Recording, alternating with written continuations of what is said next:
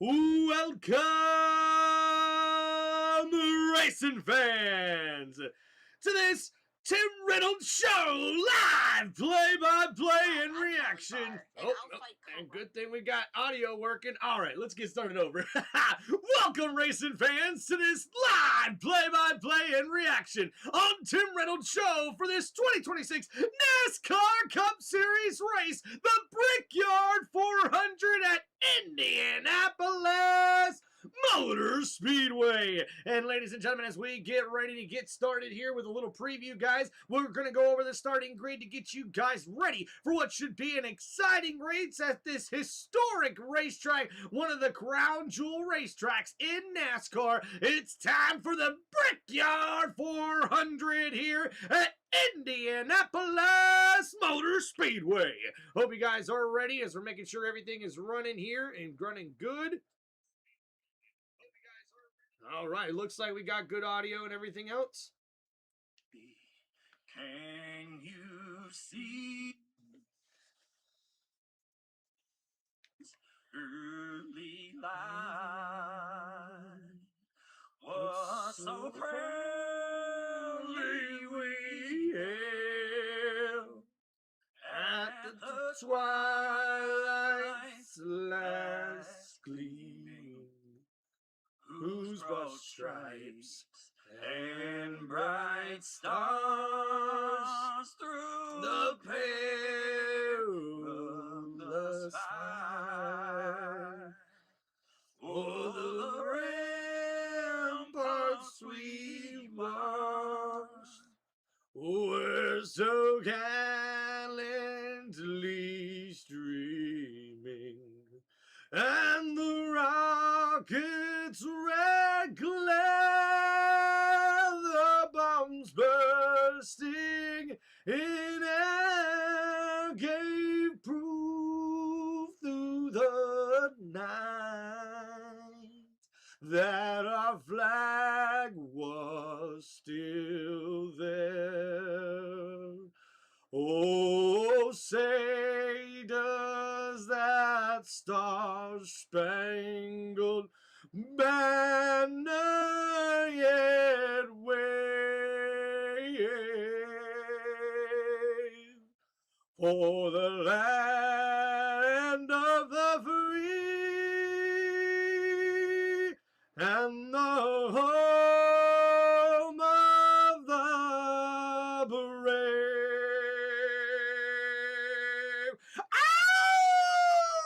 Come on, everybody, let's go racing, boys! Come on!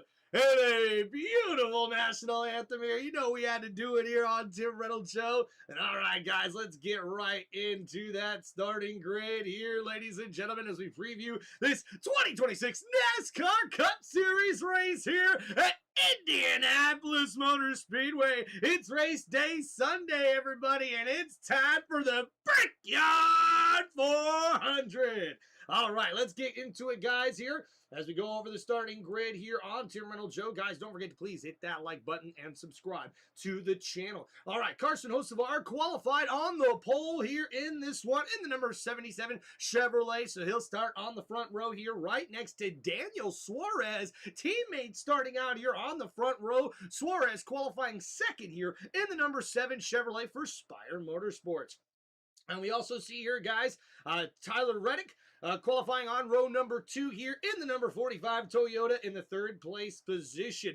Ty Gibbs, another Toyota here, qualifying 4th in the number 54 Toyota Camry for Joe Gibbs Racing. On row number 3, we see Denny Hamlin, the driver of the number 11 Toyota for Joe Gibbs Racing, qualifying 5th here. And we see Michael McDowell, another Spire Motorsports here, car in this one, Chevy in this one, guys. Wow, qualifying 6 here. That's just probably one of the best qualifying positions for Michael McDowell here to start this one, guys, in the NASCAR Cup Series. Corey Heim, man, qualifying top 10 here in this one in the number 67 Toyota here. He is 7th here, qualifying for the Brickyard 400 in the Cup Series. And, guys, we also see Alex Bowman in the number 48 Chevrolet, qualifying 8th here. And, guys, big breaking news, if you hadn't heard earlier this week, Alex Bowman announced that he will be retiring from full-time Cup Series racing after the 2027 season. So next year will be the last season that we see Alex Bowman in that number 48 Chevrolet, and there has been rumors that this was happening. And guys, I just want to wish Alex Bowman all the best in his future retirement, and hey, hopefully he'll get a chance to be competitive next year. I don't know if he has a chance of making the chase this year with an up and down year for Alex Bowman, but man, just want to wish Alex Bowman the best, man. He's suffered through a lot of injuries, so I can definitely understand this retirement for the driver of the number 48 Hendrick Motorsports Chevrolet. So good luck to Alex Bowman, man, and hey, maybe we'll see him get some more wins before he retires at the end of next season. And there are rumors, guys, that Connor Zillage, the driver of the number 88 Chevrolet for Trackhouse Racing, could be the next driver in line to drive that 48 car for Hendrick Motorsports. But now we do know that Hendrick Motorsports will allow Alex Bowman to race next season, so they'll be looking for a new driver after the 2027 NASCAR Cup Series season. All right, A.J. Allmendinger rounds out the top 9 here as he qualifies 9th in the number 16 Chevrolet, and Kyle Larson rounding out the top 10 after qualifying here in the number 4, in the number 5 Chevrolet for Hendrick Motorsports. Chase Briscoe, who's also a big fan, the Indiana native of this racetrack, qualifying 11th here in the number 19 Toyota. Cole Custard qualifying 12th here in the number 41 Chevrolet. Ryan Blaney qualifying 13th here in the number 12 Ford Mustang for Team Penske. Eric Jones qualifying 14th here in this one. And we also see in the number 43 Toyota, we also see Chris Buescher qualifying 15th here in the number 17 Ford Mustang. Brad Keselowski qualifying 16th here in the number 6 Ford. And John Hunter Nemechek qualifying 17th here in the number 42 Toyota.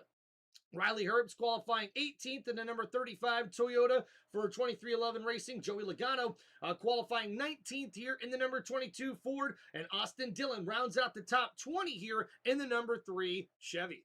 Crew Chief Steve Letarte with us in a bit. Let's start out, and Dale, tell me about race day at Indianapolis. Man, it's just a special place. You feel it when you come in here. It's a lot of history, over 100 years of history.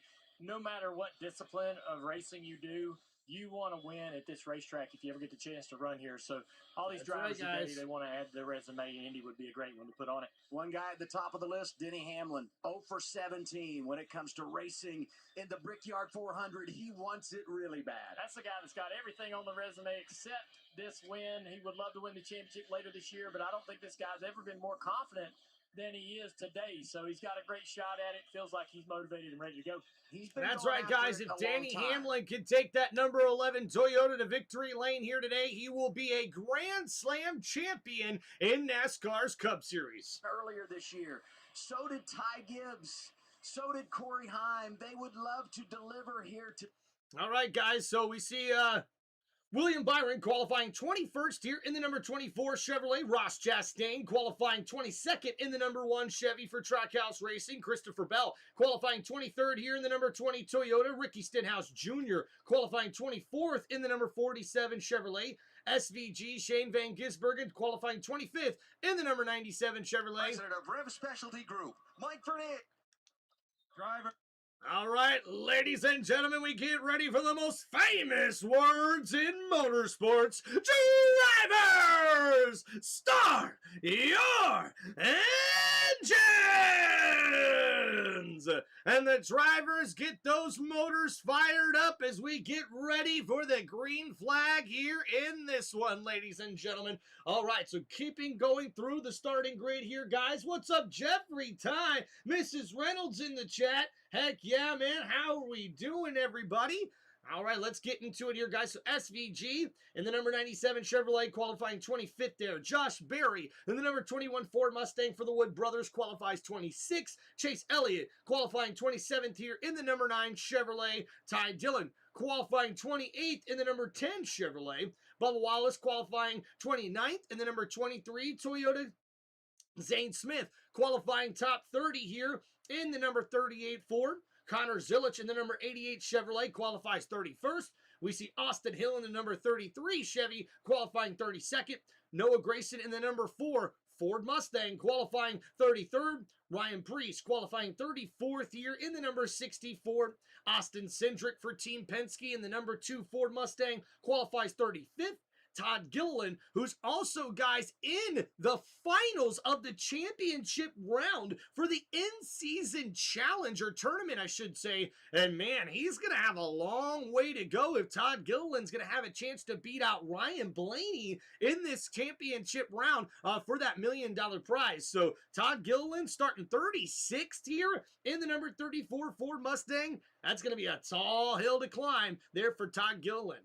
So Cody Ware in the number 51 Chevrolet, qualifying 37th. Casey Mears, the old school driver there, qualifying 38th in the number 62 Chevrolet. And Daniel Dye in the number 78 Chevy qualifies 39th. All right, guys, so there is your starting grid. As we get ready to start the race here, everybody, make sure you guys please hit that like button and subscribe to the channel. All right, guys, so remember, we've got Ryan Blaney qualifying 13th here. He's also in that in-season championship round of the in-season tournament for NASCAR this year, in-season challenge, whatever it is they call it. So, hey, good luck to both him and Todd Gilliland as we get ready to get this thing started. Just appreciate everybody hanging out here on the channel. Don't forget, guys, please hit that like button and subscribe to one of the most electrifying sports entertainment channels on YouTube today. This is Tim Reynolds Show. Now, let's go. All right, guys, should be an exciting race here today. I am pumped up for it. Hope you guys are having a wonderful race day Sunday. God bless every single one of y'all, and let's get ready for what should be an exciting race here today. You guys, let me know in the comments, who are you picking to win this race here today? And like always, guys, we'll get our poll question in for everybody. We're going to ask you guys to pick a manufacturer that you think is winning here today.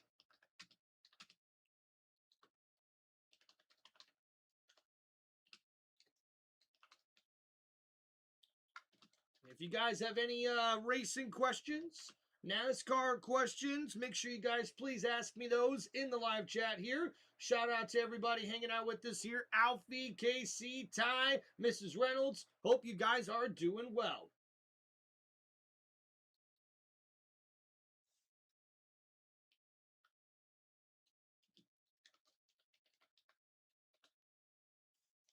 Speedway is just its own place. I mean, it's hallowed ground. It's one of our crown jewels, one of the most historic racetracks in the world. It's the mecca of motorsports. From the moment that you walk into the garage, Indy is massive. It's a spectacle. It's amazing. You can just feel the history when you drive in the tunnel there. Very loud with grandstands all the way around, gasoline alley. It's just sounds bouncing off either side, and it's super cool. Every time you go in there, you just get the chills. It's a really big race, really big event. Not a lot of places cooler than going to Indianapolis. It's definitely a truly special place on the calendar. It's unlike any track we go to. Racing at the Brickyard, there's nothing like it. Indianapolis Motor Speedway, it's legendary. Cars are rolling off. Qualifying happened here yesterday. Let's get to our starting grid presented by Straight Talk Wireless Front Row. All right, guys, make sure you please hit that like button and subscribe. We're just getting our poll questions set up here. Row 2, Tyler Reddick, second in this race 2 years ago. Rolling off next to Ty Gibbs, who won Bristol earlier this season. Row 3, Denny Hamlin. He wants that first Brickyard 400 trophy. Michael McDowell there as well. He's won on the road course here at Indy. Row 4, Corey Heim, a winner earlier this season at San Diego. He's next to Alex Bowman, who was 9th in this race a year ago. Row 5, A.J. Allmendinger. He's competed in the Indy 500, won on the road course in a stock car next to Kyle Larson, who won the Brickyard 400 2024. Row 6, Indiana's own Chase Briscoe. And Cole Custer, who was 5th here, is a rookie in 2020. Row 7, Ryan Blaney, a couple of victories in 2026. And Eric Jones, who was a runner-up here in 2018. Let's hear from Marty Snyder. Adam, believe it or not, in today's field, only 3 drivers have won the Brickyard 400 before. You mentioned Kyle Larson, the 2024 win. In fact, he's finished first and second in his last 2 races here at Indianapolis. When I asked Kyle earlier this week, what's the best part about an Indy win? He said, when you win here, it's not a driver's win, it's a team win. And I have a snapshot in my head of my team kissing the bricks. I see that picture in my house. I want another one today. Probably no better place for Kyle Larson to break that 45-race winless streak, then right here at the Brickyard. Continuing the starting grid back in row 8, you have teammates Chris Buescher in the Kroger Minute Rice Ford with Brad Keselowski and the bodyguard by Fastenal Ford. In row 9, the 42, John Hunter Nemechek from Mooresville, North Carolina, and Riley Herbst in the Monster Energy Toyota. Back in row 10, Joey Logano in the Shell Pennzoil Ford, and the number 3 of Austin Dillon from Welcome, North Carolina. Back in row 11, 24 William Byron in the Liberty University Chevrolet, and the number 1 of Ross Chastain in the Busch Light Chevrolet. Row 12, the 20 of Christopher Bell in the Rheem Toyota, and the 47 of Ricky Stenhouse Jr. In row 13, the 97 of Shane Van Gisbergen in the Wendy's Chevrolet and the PPG Ford. All right, guys, so let's go ahead. I got a question pinned in the chat for everybody. I want you guys to comment who you think will win the race here today as we get through our comments here on Tim Reynolds Show. KC, man, prayers for the McDowell family. Oh, something must be going on with the McDowell. KC says, my uncle doing good. Thanks for the prayers and reminders for the Shenanigans family. Yeah, thank you, KC. We appreciate you, man. Hope you're doing good. Drivers, start your engines. Hey, Tim, how we doing? Thank you, Alfie. Yep, the NFL does start at the end of next month in August. We got preseason in August coming up here soon, too, guys. Got a lot of content coming up on the channel this week, man. SVG, my winner, and 9, my dark horse, says KC. Nice, man. Ty says, my long shot winner, I'm going actually with Austin Dillon. My dark horse is going to be Ty Gibbs. My actual winner, an upset, maybe William Byron. Yeah, I think Austin Dillon's probably more of a dark horse than Ty Gibbs is. Ty Gibbs has got a pretty decent starting position here in 4th, so he's probably not much of a dark horse in this one. But yeah, I think it's going to be a really good race here, guys. Now, this is a tricky racetrack, but definitely one of the more exciting racetracks on the NASCAR circuit. So we'll see what happens here in this one. And ladies and gentlemen, don't forget to please like and subscribe to the channel. And guys, I just pinned the comment here in the chat. Go ahead and please comment your winner of this one, guys. Let me know here in the chat, and also pick your winning manufacturer as we've got our poll question up here in the live chat. And please don't forget to like and subscribe to this channel, guys, this sports entertainment YouTube channel. Let's go. And guys, Bubba Wallace, the 2025 winner, has finished top 10 in the last 4 Indianapolis races here. So Bubba Wallace could be a legit contender here again. That's the name of the game for us all day today. Yeah, that win was big for Charles Denike. It was the first of his career atop the pit box in the Cup Series. So we've referenced it throughout NASCAR Nation. And there it is, guys. It is the in-season challenge for NASCAR, and the championship round has got Todd Gilliland, the driver of the number 34 Ford Mustang, against Ryan Blaney, the driver of the number 12 Ford Mustang. Torture, some might say, but not hotter than in the 38 car of Todd Gilliland. The Todd father is going after Ryan Blaney, trying to take down the titan that is Team Penske for $1 million. Todd told us earlier. And they kind of butchered the number there, but yes, the number 34 Ford, Todd Gilliland, has got a long way to go, starting 36th here in this one. And we see Ryan Blaney starting 13th in the number 12 Ford Mustang for Team Penske. What's up, Mr. Fulton? How we doing, man? Tim, not feeling well today. Got hit in the head with a bat and softball in my second game. Oh, I'm sorry to hear that, man, but we won our second game. I'm going to the hospital. Oh, well, hope you feel better, Mr. Fulton, man. Thank you, bro, for stopping by. Man, that's tough. I get the reason why Alex Bowman's retiring, but it still sucks. Really like the guy. Oh, yeah, Ty, he's a really good race car driver, man. Really good person as well. All right, guys, so 160 laps here, 400 miles. We'll have 3 stages, one with 50 laps in stage number 1, 50 laps in stage number 2, 60 laps in stage number 3. Our fuel window here for these Cup Series cars is 40 to 42 laps. And you guys keep your eye on these sort of racing strategies here today with the fuel, pit road, and the opportunity for these drivers to try to execute on restarts. And also, hey, when you have an opportunity to make a pass, when you have an opportunity to make a, sort of gutsy call to get your driver better track position, you've probably got to take it here in this one. So around in the cars, got to be careful not to make mistakes there or speed. Jeffrey says Jacob Fatu will win because he's all gas, no brakes. Motor Speedway. is one of one. First race at this historic venue more than 100 years ago. And today marks the 33rd time NASCAR has taken. All right, here we go, ladies and gentlemen. As the pace car rolls down pit lane, we're getting ready for the green flag to drop. And ladies and gentlemen, as we head to the zone here to get things started, boogity, boogity, boogie! Let's go racing, boys! And the green flag is out here for the 2026 NASCAR Cup Series race at Indianapolis Motor Speedway for the Brickyard 400. As Carson Hocevar shoots out with the lead here in this one, coming into turn number 2. A great run here as you start to see these drivers really tear it up, baby. Listen to those motors. Come on. And continuing to drive here, man, Hocevar really extending his lead right now. A great restart for the number 77 Chevrolet. Oh, and Alex Bowman almost runs into his teammate Kyle Larson as Larson gets a great run here in the number 5 Chevrolet. And he looks to attack inside the top 7 here. And getting around the number 71 of Michael McDowell with ease is Kyle Larson. Oh, and Ryan Blaney makes an aggressive move to get around the Toyota of the number 43, and now we see there Chase Briscoe's going to follow him, and wow, we've got some aggressive racing here early on. Hocevar holds on to the lead. Daniel Suarez is in second, and Tyler Reddick is in third. Hamlin has worked his way up to fourth. Oh, and Eric Jones gets loose, and Chris Buescher takes advantage. And now you see there Chase Briscoe hopping in front, taking that momentum there with the 17. And man, there is a lot of really aggressive racing here early on. The 43 there of Eric Jones got really loose and almost lost the rear end of that car. Only a couple laps in. William Byron threads the needle and gets inside the 42 Toyota of John Hunter Nemechek. What a great pass by the number 24 Chevrolet.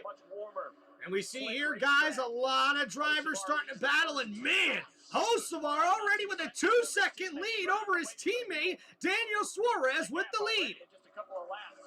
And now we see behind Suarez, that is Tyler Reddick, who's getting really, really close to that rear bumper. But man, guys, the 77 is flying away here already at Indianapolis Motor Speedway.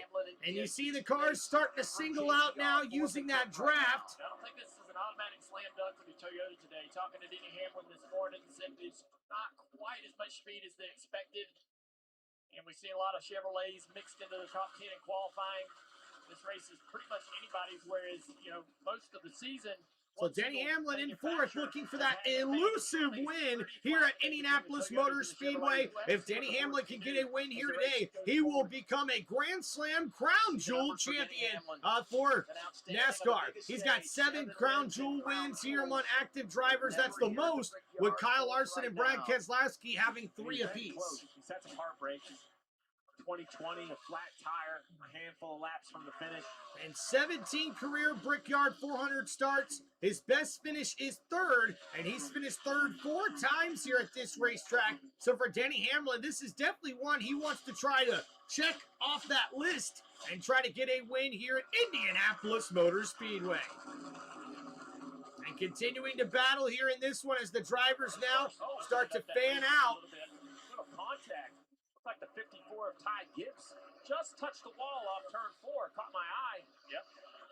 And guys, looks like Ty Gibbs is being a little aggressive here early on as he gets into that outside wall reported here by the broadcast.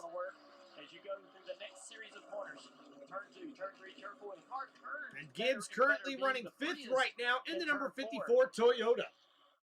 Keep an eye on the balance of these cars. So right now, after aggressive racing in the first couple of laps, we now see drivers have started getting in line here, using that draft, and trying to make sure they're conserving fuel, it looks like. Allmendinger is 9th. 16 has been sporty really all weekend long. There's a couple things there. Everyone gets up for Indy. Everyone gets excited and pushes and tries their hardest to try to go out here and have a good, solid run for their team. But also, Indianapolis it's an oval, but it really does lend itself to the tendencies of road course racing.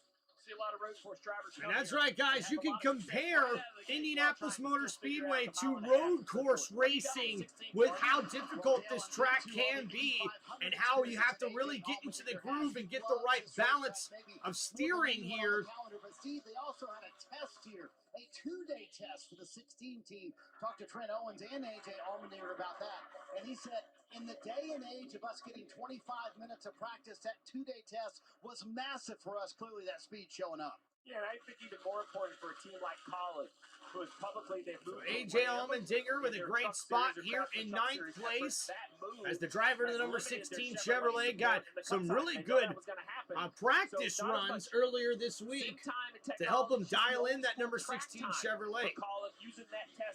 Riding along here with Ryan Blaney. Blaney is currently in the championship round of the in-season challenge for NASCAR. And you see there the last lap for Ryan Blaney. He went a little bit quicker than the leader. Currently 12th right now is the number 12 Ford Mustang for Team Penske. So right now we're just going to have to see how long it takes for some of these drivers to be able to get up towards the front. And now we see the beginning of the race, man. Oh, Bubba Wallace got shoved almost into the dirt. As you see, Bubba was trying to maybe put a block on here. Ooh, man. Aggressive block early on for Bubba Wallace, getting in front of Ryan Preece there.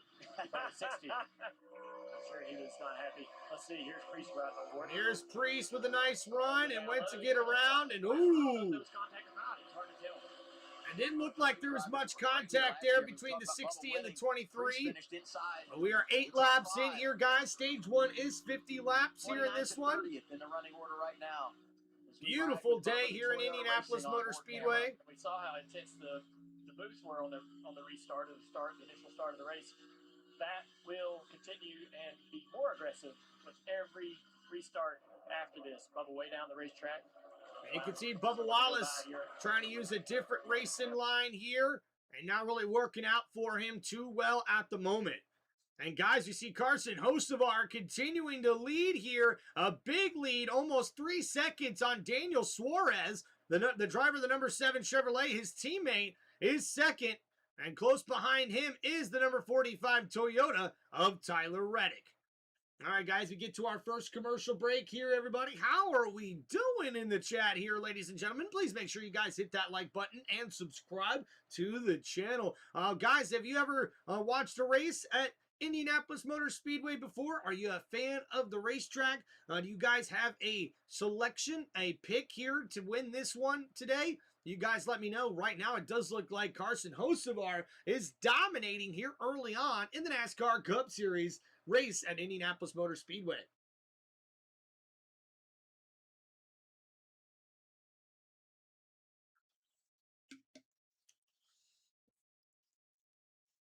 All right. Hope everybody's doing well and enjoying their Sunday race day. All right, so right now, Suarez is in second, but he's almost 3 seconds behind the leader, Carson Hocevar. Hocevar, a great restart to start this race, and now the driver of the number 77 Chevrolet has a big, big lead here. Now, one thing I want to try to check out here, guys, while we're on commercial break, we see the telemetry here for Hocevar, right? He's going through the corner, and as he goes down the front stretch here, you see full throttle here, right? Actually, wow, look at that. Actually going about 80% throttle right now, going down the front stretch is Hocevar. That's actually pretty interesting because that means he's trying to conserve fuel a little bit, right? So looking at, let's look a few back of the pack here. Let's go like Ryan Blaney here, right? And you see Blaney, yeah, we're too far down. Yeah, but you see there, because we go into the backstretch here. Let's go right back to where Ryan Blaney is, and you see the telemetry. Oh, he's going about 90% throttle.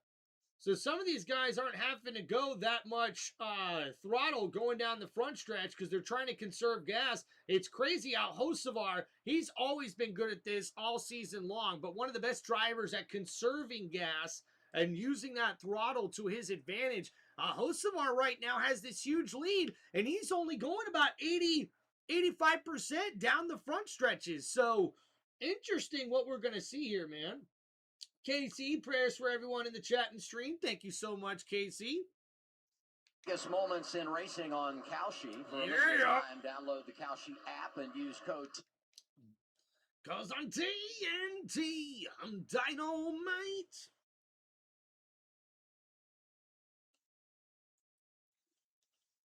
All right, so Hocevar continues to lead here. Currently has the fastest lap of the race on lap 2.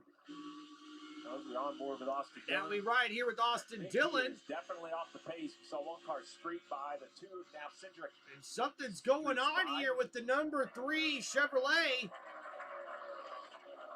Yeah, you got to oh boy, losing positions because single groove racetrack, pretty challenging to put together a pass here. If you're losing spots and getting pressured from behind, you have to imagine that the car is disastrous to drive. So guys, looks like Austin Dillon could be dealing with some engine issues here. Look a little bit low here, but not have the position. Zilich, a winner last year in the O'Reilly Series here in Indianapolis. And no longer a teenager. You said it during the starting lineup, Steve. 20-year-old. We gotta take that teenage comment out of our thought process because that's how we refer to him. Tim, what's up, man? Forever. So Austin Dillon's still a little off the pace back in 31st, and he could be having some engine issues here at Indianapolis. Marty, what you got on the 45 here? The Xfinity on board with Tyler Reddick sitting in. So Tyler Reddick second in the chase standing, 68 points behind the leader. The Daytona 500 champion has 5 wins this season. It wasn't 2 laps later, Steve, that he said, hey, actually pick up the pace. You can't let the 7 get that far away. So why would he kind of change his mind just a handful of laps later with Reddick in 3rd? Well, 2 sides to that. First, why would they save fuel this early in the race? Well, the teams know they have to add about 56 gallons over the course of the day to make 400 miles. That's the math. But if you save a little, you get that down to 55 or 54. Nice, Tim, working on that race car, dog. That's awesome. That his crew chief is concerned about. So, guys, very interesting here with the pit strategy call here for Tyler Reddick and his team as they were trying to conserve some fuel and then realize, hey, maybe it's not such a good idea for him to get so far back of that second-place driver, Daniel Suarez. Woo! Here we go. Robert in the chat, man. Just got off the lawnmower. Grass was like mowing rebar today. So much rain lately. Wow. So they're all working this accordion, but right now, the number one thing is the sorry to hear that there, Robert. Welcome to the chat, man.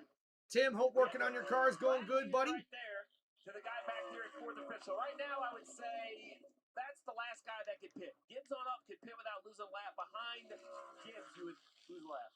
It's fuel management. All right, guys. So right now, fuel management is going on pretty consistently. And also trying to see if you can get in and make the adjustments you need to. I love Denny's football analogy. He said it's staying on top of the down and distance, right? And I mean, if you're a football fan, that's what it is. You got to know exactly what play you're calling in the right situation of the game. I'm a little embarrassed by my line. It's a little squiggly. That's all right. Yeah. We got a long way. It's 400 miles. Okay, I'll work on it. If you're going to make a mistake, make it early, Steve. Okay? Yep, that is right, guys. Mistakes are big here in Indianapolis, but if you're going to make one, it's better to have it early rather than late. As you see Alex Bowman riding around in time the top 10. Yeah, Adam, of course, a big story for Alex Bowman this week. Announced that he's going to retire at the end of the 2027 season. He said he wants to go in another year because he wants to have a chance to have a strong season. But, of course, there are things that he wants to do outside of the race car, which is why he's made the decision to walk away. I did talk to him before the race started. I asked him about the emotions that took place when he made the announcement. And he said it's just relief to have it out there and to have everyone know what his plans are. Relief in this race as well because they go out and be aggressive. They're 182 to the cut line. Like Harris said, we could just go out. We don't have to worry about points. Try to get a win. So Alex Bowman announcing he'll be retiring at the end of the 2027 season. As we continue to ride along here with the 48, as the Chevrolet is inside the top 10 here. There's his crew chief, Blake Harris, who's trying to help Alex Bowman go out on a high note, not only at the end of this season, but also at the end of his last season next year. Indianapolis, so cool to hear him Casey, anyone call him yet? Uh-oh, watch out. He was lucky to have him and Jimmy. Went to the racetrack last night, jumped over the tractor tire, and get the other side of the tractor, keep going. Heck yeah, Tim. Mr. H. I mean, yeah. Mr. H joins us.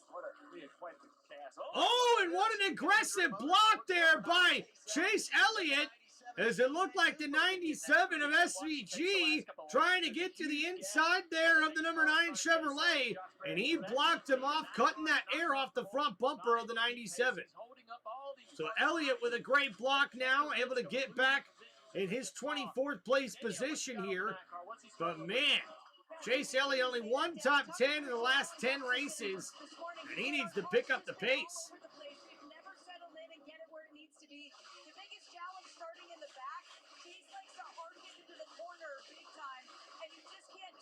He's going to have to enter shallow into the corners, and that's just a big adjustment for Chase.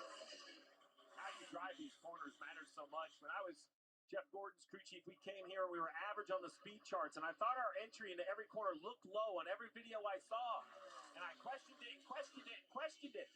Of course, Jeff knew better. We start the race, and the guy in front of him takes that big arc, and he's shallow entries right to the left, and he kind of taught me that while lap time is important, you really have to work on having your car drive how you know it needs. And guys, Austin Dillon now coming down pit lane, and this could be a serious issue for the number 3 Chevy. Yeah, Steve, guys, they think they might have a flat going down. He's been out there on the track saying that something feels funny with the car. They're going to try to ride it out, but they're going to bring it down and see what's wrong with it. Saw him going in the wrong direction, so they make this stop in lap 20, trying to get him buttoned up. It fell all the way back to the 30th place. So green flag pit stop there for Austin Dillon, and he's hoping to get back out on the racetrack before he gets lapped here. Obviously a lap down. And unfortunately, no, I believe Hocevar is coming up here now. So probably could get lapped here pretty quickly. Oh, maybe not. Maybe not. Wouldn't shock me, even though they could run. Yeah, there's Hocevar now. So yeah, Dillon may have a chance if he can get up to speed pretty quickly to stay on the lead lap. That would be a window for pit stops. Robert, shout out, one of our members in the chat hanging out with us here. Tim, what's going on, brother? KC also in the chat. Jeffrey, what's up, brother? How we doing, everybody? All right, so 20 laps down here in stage number 1, 50 laps here in the first stage. As we stay green flag racing here, it's been smooth sailing. Not much to really talk about thus far.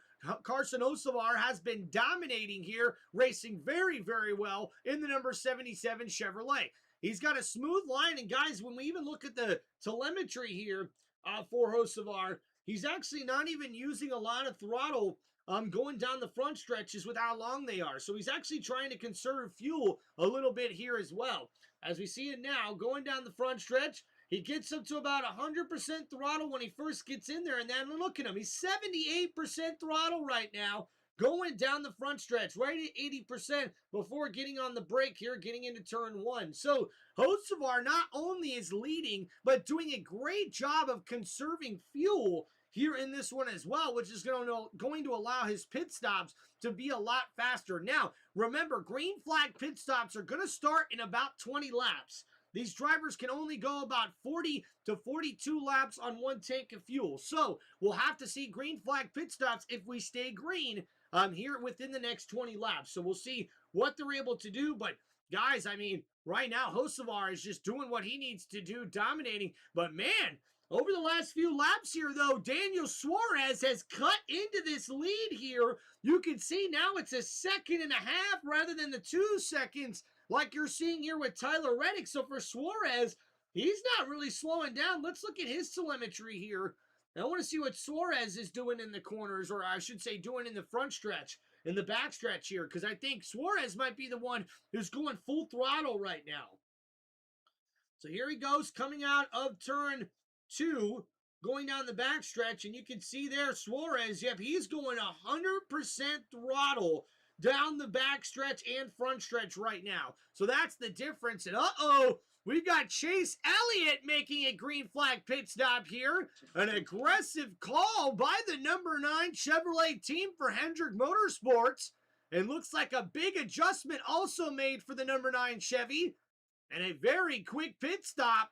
But man, they made a big track bar adjustment or wedge adjustment there. I think it's a track bar adjustment there in the back window. So that's going to be an aggressive green flag pit stop there for Chase Elliott.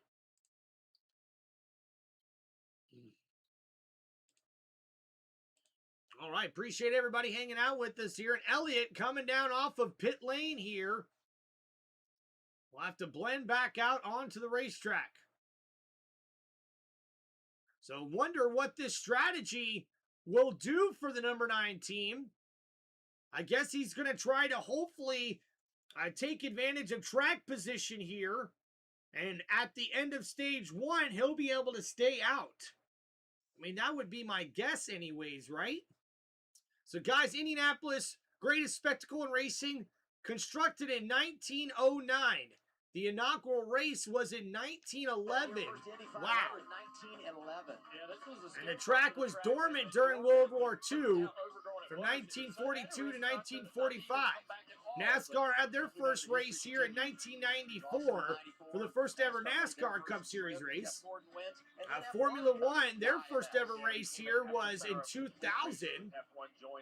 And now look at the racing capital of the world, man. Indianapolis Motor Speedway. It looks absolutely beautiful. So much history in that building. NASCAR on TNT, presented by Straight Talk Wireless. All right, guys, so we've got a lot of drivers now being aggressive on these pit stops. We are halfway through stage number 1, and they're choosing to cut the stage in half rather than try to go to 30 or even 40 laps here. Wow, a lot of drivers coming down pit lane. Very surprised by this, guys. Has definitely done a nice job of extending that. What's going on, everybody? Congratulations to JRM, Junior Motorsports, I think you're talking about there. They swept the top 4 positions yesterday. Quaffle first ever win. Heck yeah, Robert. We got to stream it here on the channel. He's back on the racetrack right behind this one car of Chastain. Chastain struggling as well. Robert, we got to teach Tim. Probably hurts.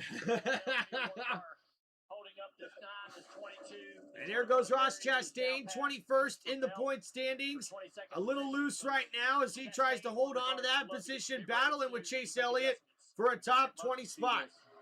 Give Maya why you still have to do enough tires to get past complete. Because that 5-second gap up the road that you mentioned, Dale, that will work for the 9. He'll now have reasonably, I mean, look, a whole short shoot in front of him. Use that clean air to run good laps and, to be honest, to get a read on your car. Obviously, the 9's not as good as they need. Give Chase a little bit of time to see what. So here we go, Chase Briscoe now making his way down pit lane. 19, really good this summer. Got the victory at Chicagoland Speedway.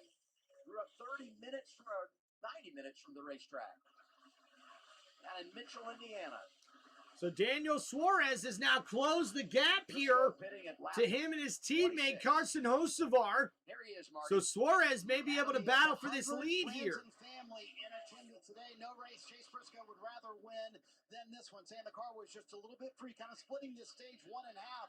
All the leaders. Heck yeah, Robert. Talk about when they would come to pit go. So great quick pit stop there for Chase Briscoe in the number 19 Toyota for Joe Gibbs Racing. Backed up to his teammate, gave up nearly 2 seconds to Suarez over the last handful of laps. Could be saving fuel, could be the balance of the 77 car swinging on the loose side, as they said earlier. So William Byron coming down pit lane now as well. William Byron has now come to pit road. Shannon. He's going to come down for 4 tires and some air pressure, saying he's a little tight in 1 and 3, loose in 2, pretty good in 4, guys. Solid start to the race for Byron, who gets his service and pulls away. So important to be able to come down pit road. Oh, and Ty Dillon, unfortunately, is going to have to serve a penalty after what happened on his pit stop. There's a lot of cars on the racetrack that are held up behind a couple other cars, right? You're stuck behind them, can't make the pass.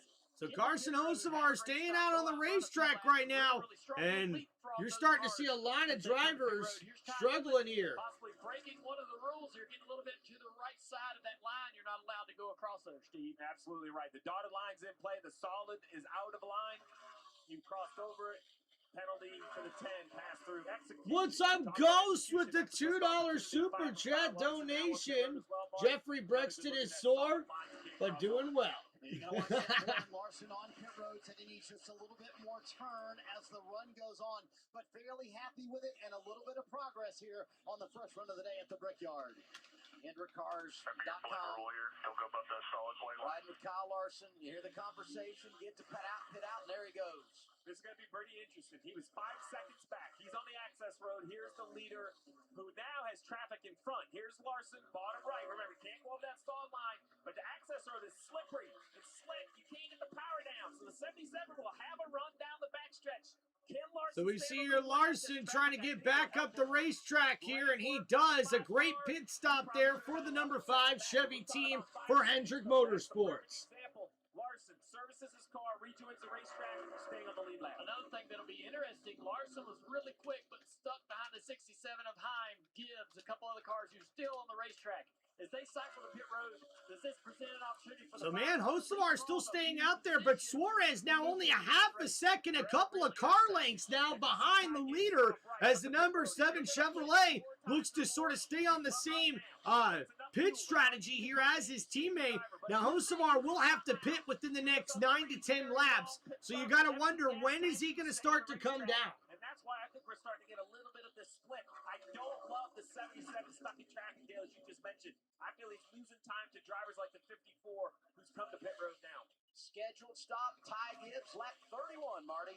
20 to go here in stage 1. They bring the 54 down pit road. No real handling complaints from Ty. So a little bit more turn can help in this run, but pretty happy with it overall. So Suarez now really closing that gap as we see Carson Hocevar now getting around lap traffic here. Ty Gibbs gets a very quick pit stop for him and his crew in that number 54 Toyota Racing team. He actually tells me he's going to run his fuel tank empty, and then we'll see what he does on his pit stop, whether he only puts 1 can of gas in or whether he slows the pit stop down. Here we go. The 54 blending. The next car in sight will be the 5 of Larson, who is already pitted. Larson's got to get him no problem. I'm going to tell you, he's going to be very close to the leader. Let's see. See the Larson. Look at the gap. Look at the gap that Larson has back to the 77 because of So a great pit stop there for Ty Gibbs, and now just about everybody else is starting to come down to pit lane. So everybody pretty much but the lead cars right now have made it down for their pit stops. So right now, just about everybody inside the top 10 has yet to pit. AJ Allmendinger said on the radio, it just feels like I'm sliding around. During someone just means you're using all 8 tires to turn. There you go. There you go, Ghost. So AJ Allmendinger, a quick pit stop for him and Michael McDowell. And I believe that Hocevar coming down. Yes, the leader is pitting, giving up the lead now to Suarez. And oh, wait a minute, here goes Tyler Reddick. And Reddick on the outside of Suarez here. And here comes the number 49 Toyota, battling for the lead with the number 7 Chevrolet. And a great run. Suarez able to hold on to that inside lane and keep the lead here. But here goes Denny Hamlin. And then right beside Hamlin, it's Corey Heim. Here comes Corey Heim getting ahead of both Tyler Reddick and Denny Hamlin for second place. What a great run here. We're losing way too much time in this traffic. They brought Carson Hocevar. And wait a minute, guys. This may be a lapped car here as Daniel Suarez is going to head down to pit lane for his pit stop. And oh, no! Suarez locking up the tires. And he may have gotten into pit lane too fast, and that's going to cost him. And oh, man! Hocevar almost touched the outside white lines coming out of that pit lane there. Wow, oh boy, we got to watch this, guys. There could be a penalty here for Hocevar. There's a lot of hands. It's a giant game. Wow. Austin Hill with a slow pit stop there as well. That's going to cost him some spots. Slide out there and too tight on entry as well. Getting the stop done here with 17 to go in stage 1. Still plenty of leaders, though. So 17 laps to go here, guys, in stage number 1. That was quite an entry. If he got down to speed, bravo, Daniel Suarez.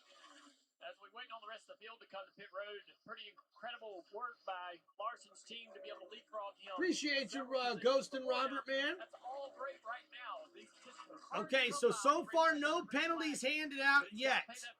But you see Suarez coming into pit lane trying to get slowed down, and he had to lock those tires up. Great because the camera's up, but when you get down to eye level, Oh man, I'll see if Suarez to your point, Dale, about all the cars that have got slowed down. So far, no penalty given out. Group of cars that are going to do something different. Denny Hamlin being one of them. He has yet to pit. So 15 laps to go now. All the way until he's out of gas. Come 6 or 7 more laps. Come down, take 4 tires, 2 cans of gas, stay out at the end of the stage. Perhaps is his strategy. We'll see exactly what he does on his pit stop. But we talked all day, Adam. I said, look, there's 5 or 6 road maps on how to run this, and there's going to be certain off-ramps, on-ramps, and intersections. Right now, we've seen our first big off-ramp. Field split. 2/3 stay on the racetrack, 1/3 come to pit road. I said this last year. A lot of times, you got your play card that's like an 8.5 by 11 sheet of paper. This weekend, it's like a poster card because there are so many things that go in to calling a race at Indy. For now, it's Hamlin out front in the 400. All right, so Denny Hamlin is your new leader right now, with him and Tyler Reddick and Alex Bowman stretching this green flag run. But we'll have to see these drivers start to pit within the next 5 laps to complete the cycle of green flag pit stops here, ladies and gentlemen. All right, what's going on here in the chat? Dirt racing is fun till the track starts to get dry, right? Ghost, not only can I hear you, I can see you as well. Heck yeah, man, let's go. Ghost and everyone, racing dirt and aggressively on a dirt track involves tactical moves like, oh my gosh, dude, slide jobs, lane pitting, and bumping. Tim getting serious, man. Hopefully my comments are coming through clearly. If not, y'all can celebrate and toast me later. Heck yeah, man. Ghost said last time he would put Tim in the wall. I hope not. Robert, don't wear white shirts to dirt races. Yeah, good advice there, Ghost. Good advice, man. All right, so we've got 13 laps to go here in stage number 1. Denny Hamlin is your leader. Right behind him is Tyler Reddick, and Corey Heim is in 3rd. Earlier, I thought Heim was the one getting around both the Toyotas of Reddick and Hamlin, but it turns out that was just another car that came off the pit lane with better Goodyear tires and better grip. So, all right. Thank you, everybody, hanging out here on the channel. Don't forget to please hit that like button and subscribe to Tim Reynolds Show.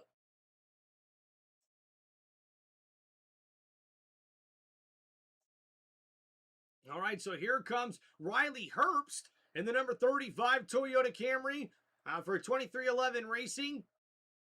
As he's got that car looking good, and they're going to make sure he's full of fuel before he gets out of his pit box. Looks like SVG has made it in for his pit stop now. The number 97 Chevy gets a quick stop there, and that should help him out getting back onto the racetrack. We're approaching 10 laps to go here in stage number 1. Remember, guys, stage 1, 50 laps. Stage 2, also 50 laps. And stage 3 will be 60 laps here in this one.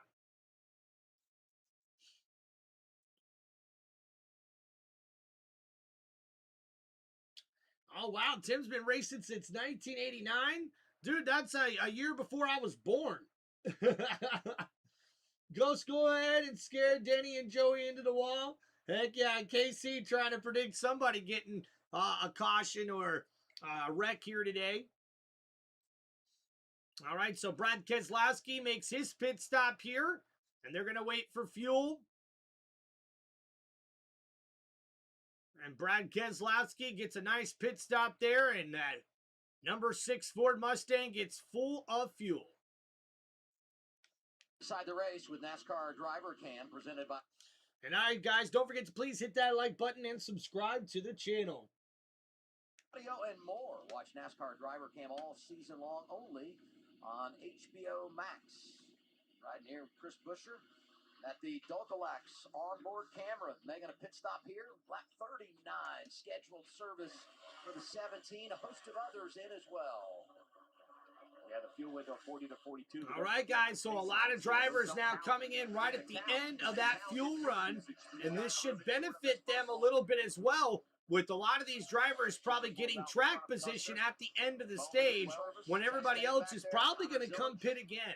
The big interesting thing for me is these guys. Here we go, Denny Hamlin. So Denny Hamlin, the leader, longer, but how much longer? Let's see what Denny Hamlin does and how long. Really focus on comes down pit lane for his service. The 2 cans. So the Corey Rodney, what's going on, guys? Everything is about fuel. The rear tire changing will probably run around the gas fan. He might even stand there and wait. All we know is someone named Tim is getting walled. On the racetrack will easily bypass the 11 because he's going to have a much longer stall, and he ran on old tires, Marty.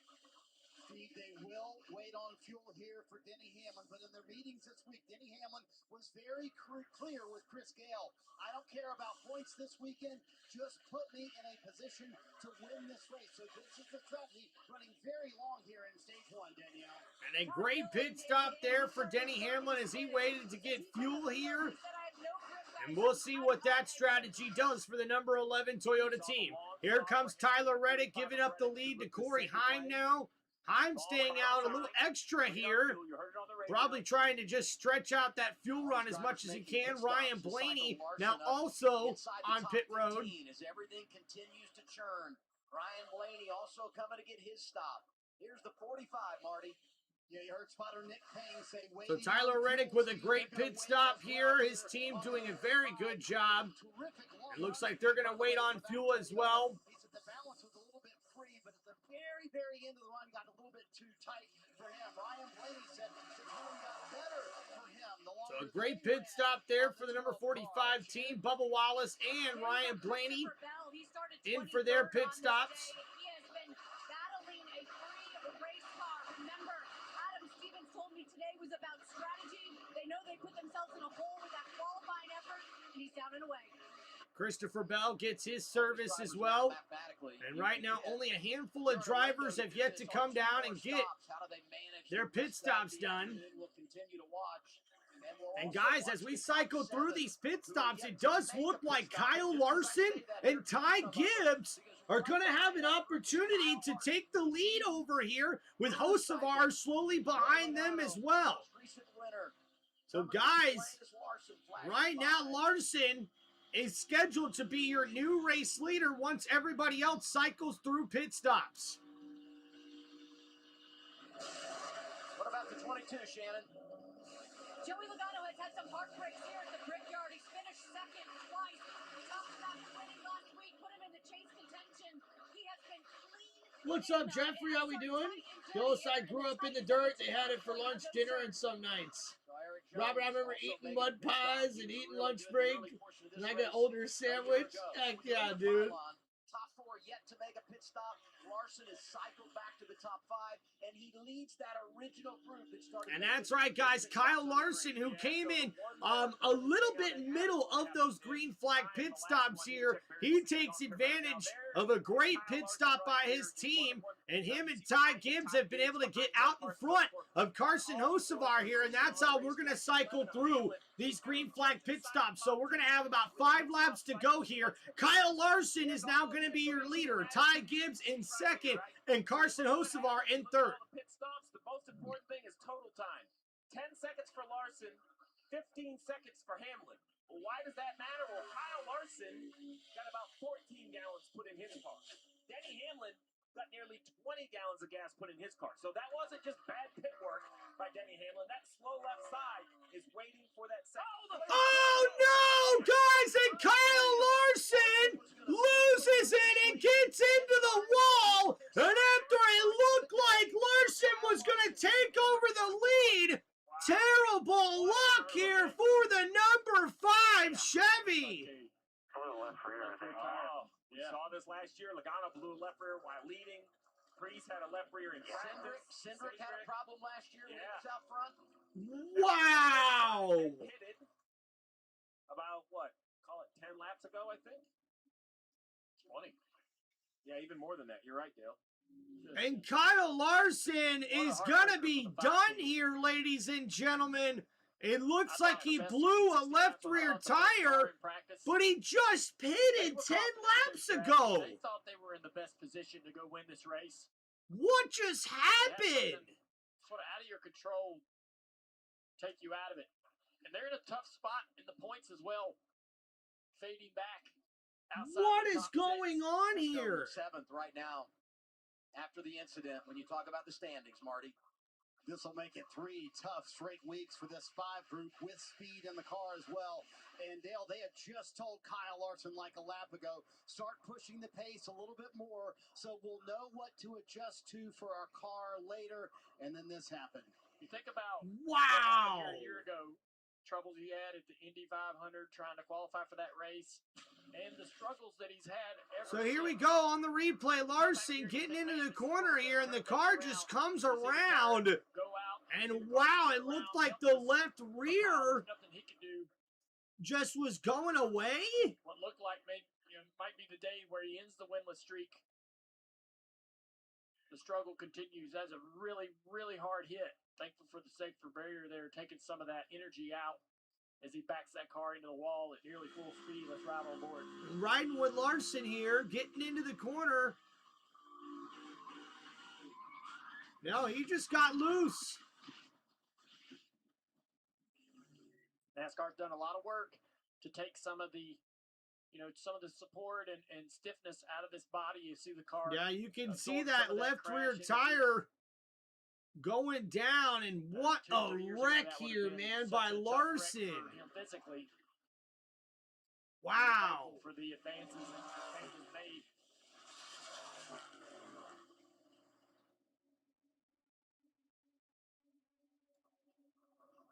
Just like us, we see it for the first time on the program. Same reaction here, disbelief. Well, we were just getting ready to celebrate the way they had executed Wow, the early portion of man. the race. From 7th That is in the running crazy, order, they were dude. cycle to the lead. And, Marty referenced the speed they've had, but the tough summer it's been for that 5 team after they had put on the board 4 consecutive top 5 finishes. Yeah, we saw Chicago, a couple of issues at Atlanta. Last week they were strong at North Wilkesboro, but they made that pit stop. They had the contact. Eventually, they were a part of that cycle when they came in under green and caution came out, and they were caught and just could never gain back the positions. And then today, Wow, man. Poor Kyle Larson, dude. Just terrible luck for the driver of the number 5 Chevy. And man, he was going to pretty much be leading this race when that accident happened. This is crazy, dude. You see the highs and lows. That run of top 5s they were on. 2 consecutive in 34th, 15th last week with the issues they faced. Yeah, and you see the there. in North Carolina, and now this. Having a conversation right there with the Goodyear Tire Tech about the air pressures they were running. Why would this issue happen? Wow. And the crew chief there, Daniels, exactly where Cliff Daniels is right here, and it's helping. going and talking to the tire techs for Goodyear. And man, a tough day at the office for Kyle Larson and that number 5 team. Out there, you don't want to do anything, and his mind is spinning right now on the information. He's bewildered. You can see the response. Now, if you're with the other Hendrick cars or even the other Chevy teams, Subscribe to Tim and please hit that like button. Thank you there, Tim. Appreciate you, dog. What do we think happened? And yeah, Robert, they did bring a new tire here, I think, at this racetrack. There's a million different data points that go into this decision. The teams will be kind of going through with a fine-tooth comb. Pit road now. Tim, I'm back. We will see if Heck yeah, Alfie, what's going on, brother? I think the front likes what they're in the middle of, the front of the pack. Ty Gibbs was the other guy that executed the green flag cycle early. He will be the race leader. Some drivers here electing to come down. Pit road open as we hit 4 laps to go. Yeah, I don't think they'll do that, KC. They'll probably just stay in the 48. I'm Alex Bowman, but we'll have to see. When we return on TNT. I'm going to let you. All right, so our first caution of the day here, guys, is Kyle Larson was about to take over the lead here in the number 5 Chevrolet for Hendrick Motorsports, and unfortunately, he ends up crashing into the wall. It looks like possibly a left rear tire was going down. He did get a little loose, but I think that left tire, as soon as he got loose, just sort of popped or something, but man, just tough luck for Kyle Larson. These last like handful of races, man, has just been really bad for the driver for Hendrick Motorsports, man.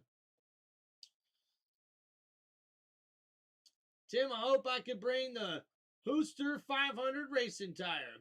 Yeah, that'd probably be a better tire.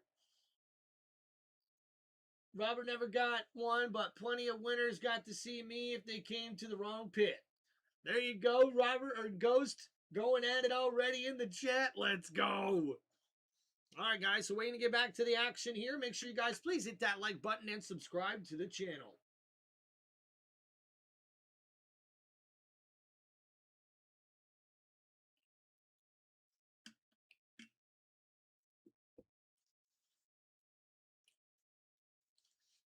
All right, remember, guys, if you have any questions or shout-outs or any NASCAR questions, racing questions, sports questions, just anything you guys want to ask me, you can hit me up in this live chat here with those super chats to make them stand out. And don't forget, guys, please to hit the like button, subscribe to the channel. You can also sign up for channel memberships that are now live on my YouTube channel at Tim Reynolds Show. And don't forget, guys, you can also help by donating by clicking on the link on the top of my YouTube channel page. And guys, anything you can do to help out the channel does go a long way. So really appreciate everybody hanging out here on Tim Reynolds Show.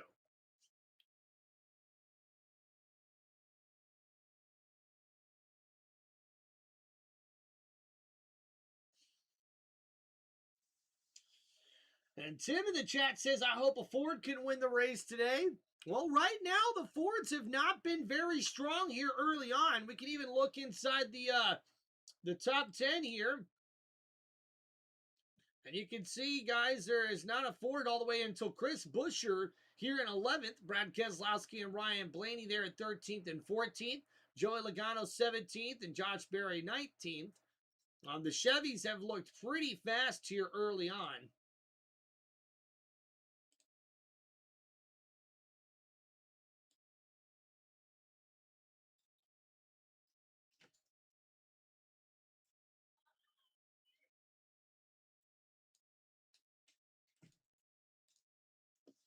All right, so we'll have to wait, see where we're at the end of stage one. Will they run this caution all the way to the end of the stage, or will they let us get a few laps in?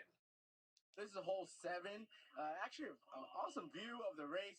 You can park up here and get your lawn chairs out and kind of hang out. Now, Steve, you told me that nobody can hold the green here. I got a bet for you. How about it? You in? If you're the guy hitting the golf ball, I'm in. Okay, I'm gonna tee off here, and if I can hold the green, you gotta sponsor my late model stock at Martinsville. Hey. Whoa, easy, easy. I'll tell you, I'll put 100 in right now. I'll put 100 in. There you go. All right, hang on, boys. Oh yeah, I want to see this swing. I've heard Oh boy, here we go. Now he doesn't have a microphone. It's gonna be interesting. Let's see. You got a practice swing. You're just gonna nope. He's just gonna go right in. He's up a tee box.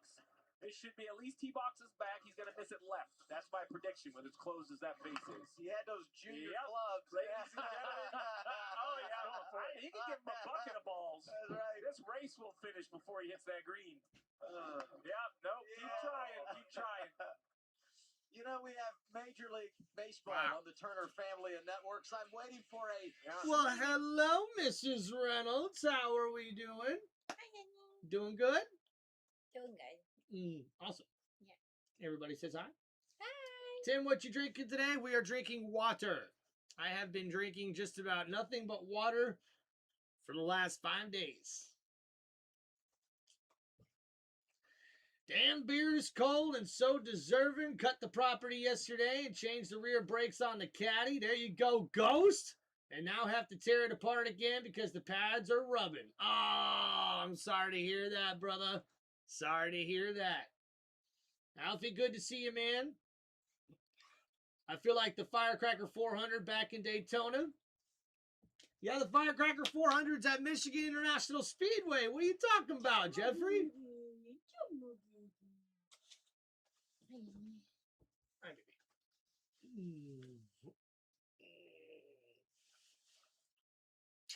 Hey guys.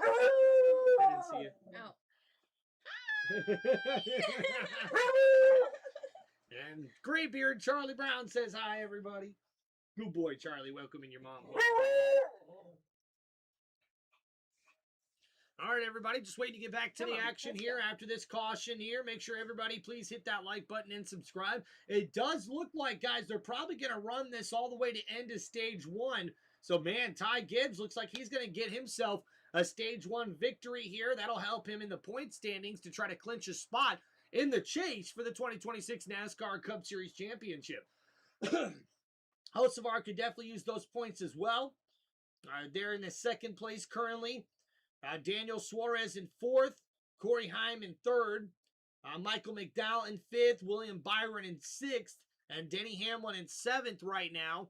Yeah, but I don't think they're going to drop the green flag for just one lap. So it does look like they'll probably take this caution till the end of stage 1.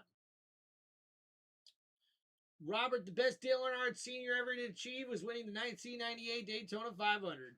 Yeah, Tim, that was a great accomplishment for Earnhardt, man. Ghost, what kind of caddy? We have a caddy bug as well. Figures. Okay. Maybe put some lemon in your water. Yeah, might be a good idea. Thank you for that, KC. Appreciate you looking out there, brother. Appreciate you. Robert, I used to love the back and forth between Senior and Gordon. Dude, I'm telling you, Ghost, that was fun, man. That was fun, the little banter back and forth. Although, Kyle Busch and Tony Stewart back in my day growing up watching NASCAR were pretty funny as well to hear them going at it with other drivers. Oh, excuse me.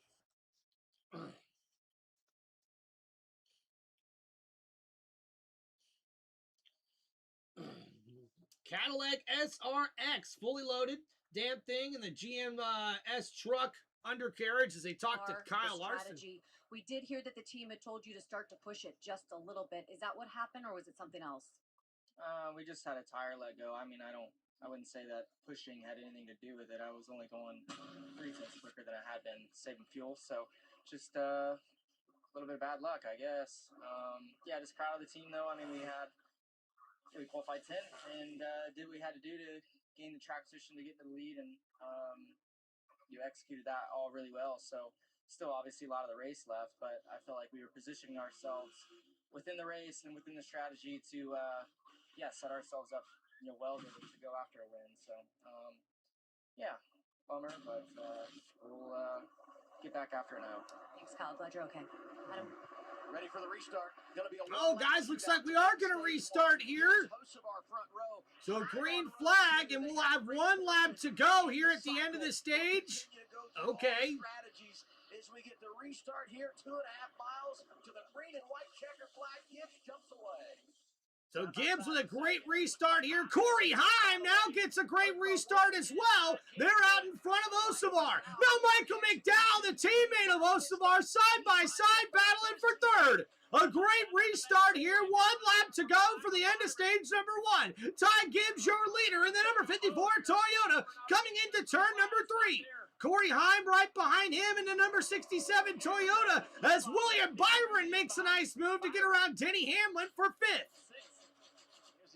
So here we go. Coming down the back stretch here. And no, actually, they're coming down the front stretch here. And there you go. Ty Gibbs gets the stage 1 victory here in this one. That'll bring the caution flag back out. I thought that was kind of redundant. Briscoe, the Indiana guy, Busher, and Reddick complete the top 10. Why didn't they just pull the green flag out with 2 to go instead of, or with 3 to go instead of, yeah, that was dumb. I don't understand. And it comes in the Brickyard 400. In the saddle like an old cowboy. Worry where I've been, I'm back in the saddle again. Bow. Heck yeah, man. Casey been doing a lot of movies. Robert and Tim, if Dale Earnhardt Sr. was still alive and me and him had a dirt track race, who do you think would win? Dale Earnhardt Sr.? Duh. Although I bet you'd be pretty cool. Timmy, hell yes, man. I still have the Winston Cup scene around here somewhere after he won back then, the newspaper about NASCAR. Heck yeah, dude. That's awesome, Robert. Ghost is in the midst of the metric for standard bolts. Good luck. Timmy, you are wrecked and in the back of the walk record. Timmy, I think Senior came from a dirt background. He absolutely did, Robert. Absolutely did. All right, guys, so let's get into that end of that stage one here as we see Ty Gibbs gets those 10 crucial stage points here in the number 54 Toyota after stage one. Corey Heim, he doesn't get any points right now because he's not a full-time driver yet in the Cup Series this year, but finishing second in the number 67 Toyota, Michael McDowell gets a third-place finish after stage number one. In the number 71 Chevrolet, he gets 8 crucial stage points there as he's right near that cut line in the Cup Series point standings. Carson Hocevar gets a 4th place finish here after stage one. 7 stage points there for the number 77 Chevrolet Racing Team for Spire Motorsports.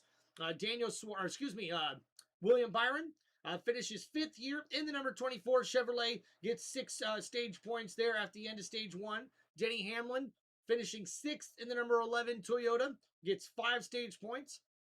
Daniel Suarez finishing 7th here in the number 7 Chevy. Gets 4 stage points. Chase Briscoe finishing 8th here in the number 19 Toyota, gets 3 stage points. And Chris Buescher finishing 9th at the end of stage one in the number 17 Ford, gets 2 stage points. And Tyler Reddick rounds out the top 10 here, getting at least 1 stage point after that 10th place finish in the number 45 Toyota at the end of stage number one. All right, guys, so going back to our leaderboard here.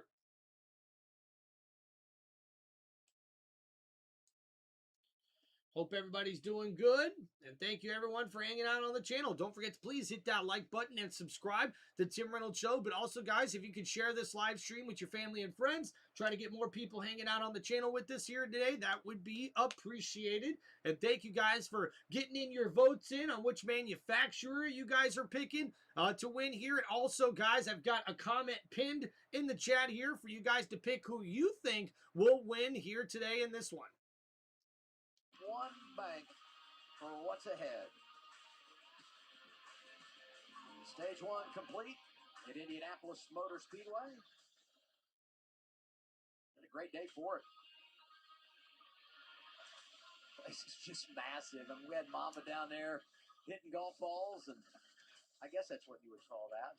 Swinging at golf balls is what I would call it. It's 24 of William Byron and the 19 of Briscoe on pit road in a very lonely pit road. Shannon. Hey guys, yeah. All right, guys, so not many drivers coming in to pit after stage number one. William Byron, though, one of those drivers. Chase Briscoe as well, one of those drivers, taking a gamble here. Kind of felt like didn't have a whole lot of choice but to come here at the end of stage one to free for Chase for much of that run. But it's a pretty lonely pit road overall, Steve. Yeah, lonely pit road. These guys, but they have an idea of what they need. The crew chiefs are going to, the problem is they're not on page 1 or 2 of their playbook, Adam. They're like back there on page 5 or 6. I'm not going to say it's a lotto card they're trying to hit, but they're definitely in their specialty play areas, hoping for a real interesting turn of events. And some timely cautions, this could look like a genius move. See Todd Gilliland on pit road. They're really working on this car as he's unhappy with the handling. A couple other cars on pit road working on handling that we mentioned in the first stage were struggling. Chastain, Austin Dillon. Several cars with the opportunity to work on their car and improve it. It gives up a ton of track position. But so Todd Gilliland working on his car right now, not happy with the handling on that number 34 Ford Mustang. It does look like his chances of winning that in-season challenge for NASCAR is going to be slim to none.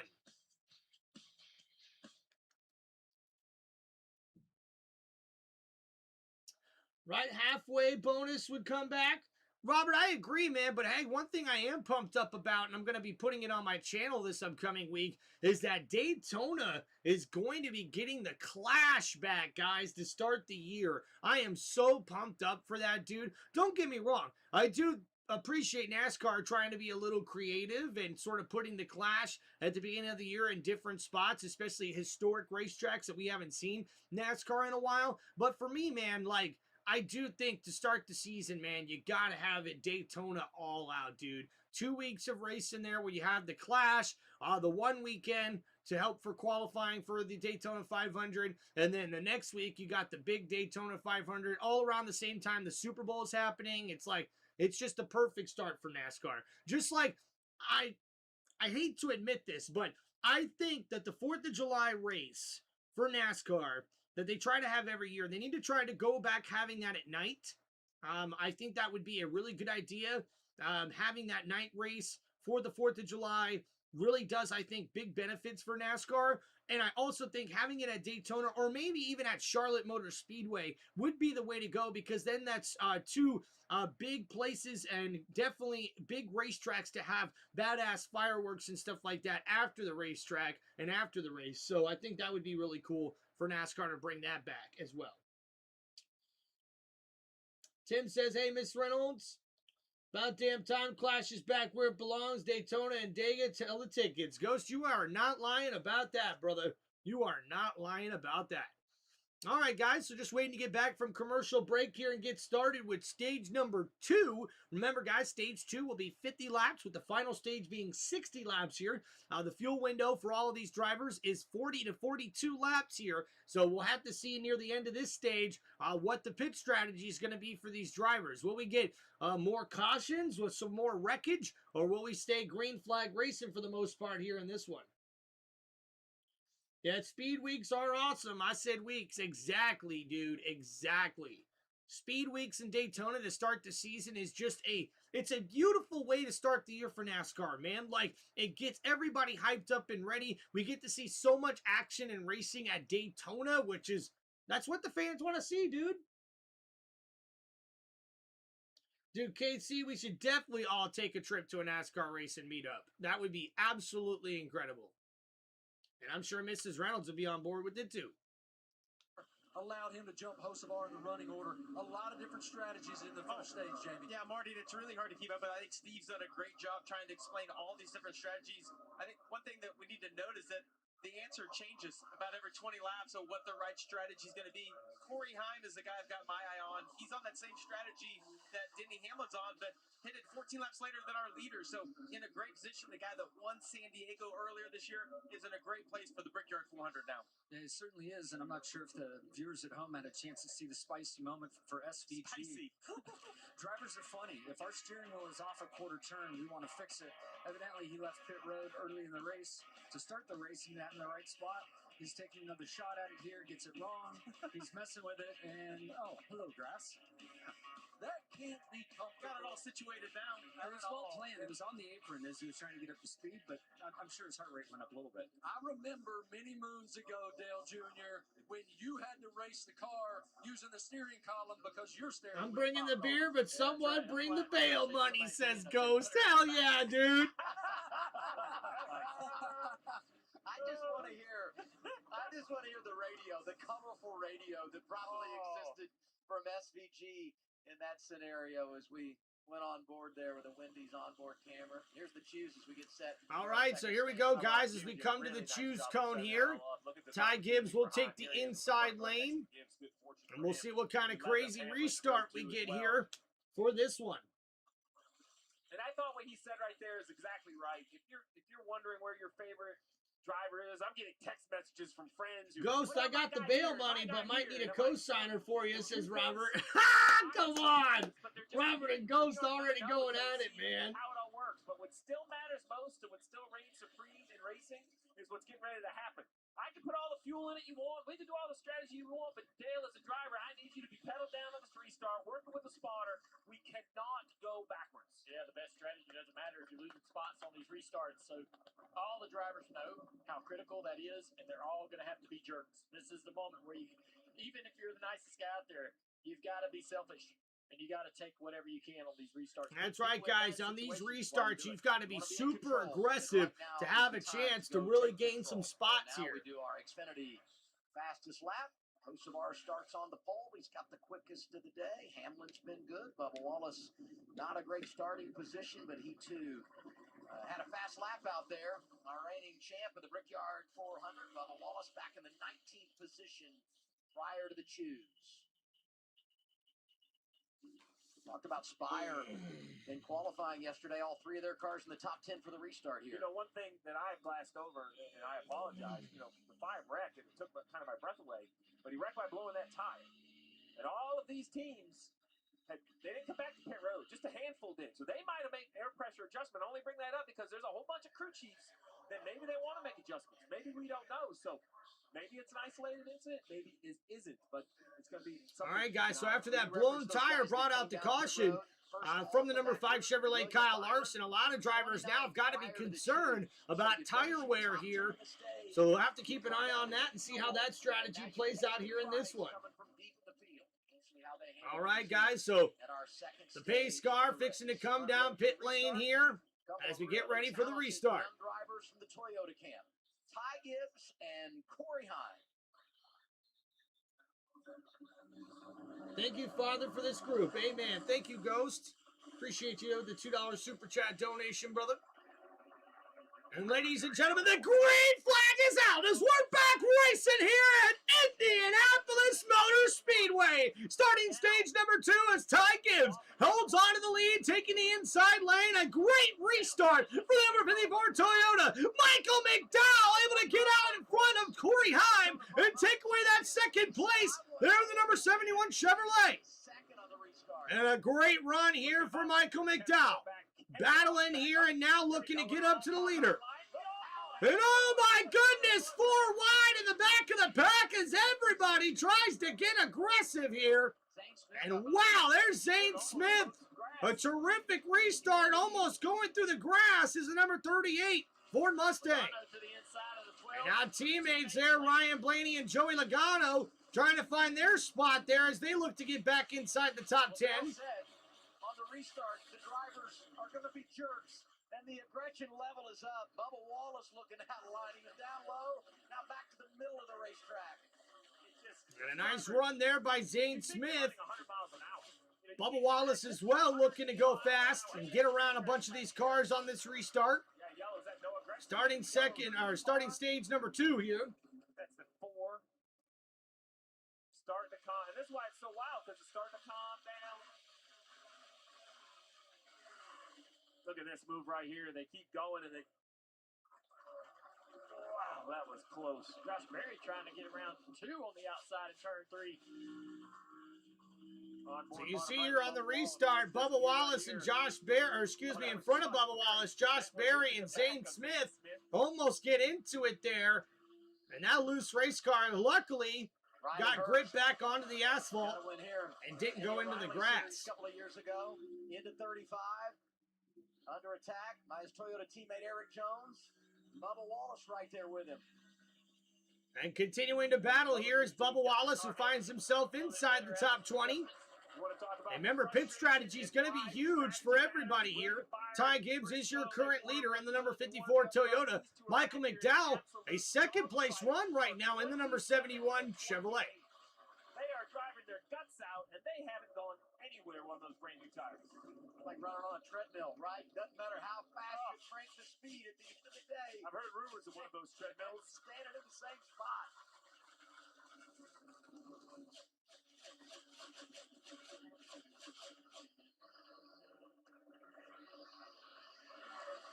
And up front, you see the gap on the left side. Gibbs almost to 2 seconds. This stage, remember, 50 laps. Rinse and repeat what you saw that first stage. We're going to see a wave of cars pit about 30 laps into the stage. So, they'll trickle in at different times. Yeah. Ladies and gentlemen, Mrs. Reynolds is joining us for the NASCAR race day. All suited and booted too, baby. Hey, I like it. Hocevar, see that gap right there? We saw the same thing from Hocevar at the start of the race. Ty Gibbs will get out there and try to manage that gap very comfortably while the rest of the field's trying to decide on how much fuel they want to try to save. All right, guys, with all this fuel saving going on, it's nice to have Mrs. Reynolds come join us and hang out here on the race. Heck yeah. Oh, it'd be nice. Well, watch out.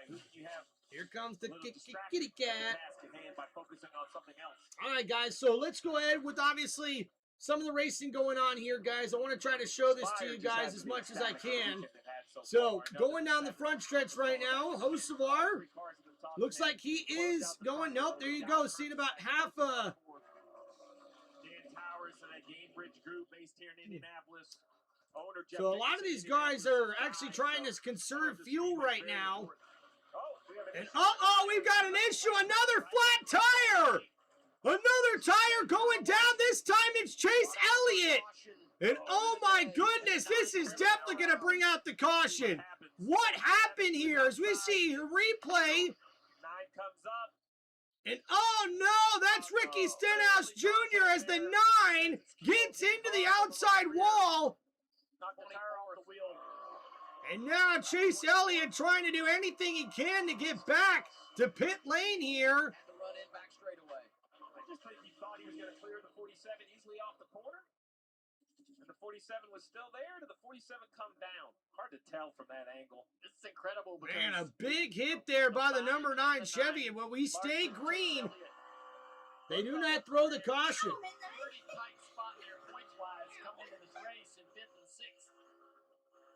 It's going to allow the cars that are behind them, Hocevar, Buscher, About damn time, Mama, says Ghost. Thank you for the $2 super chat, my brother. To get into the top 6, top 5 in the points. 9 is in, Danielle. Chase Elliott hit the wall, Adam. That's before Find his out if I can move tire it. goes down. He said, guys, it's filled. Allen said, bring it in. They're going to change a toe link. You see him diagnosing over there, looking in the wheel well in the right front.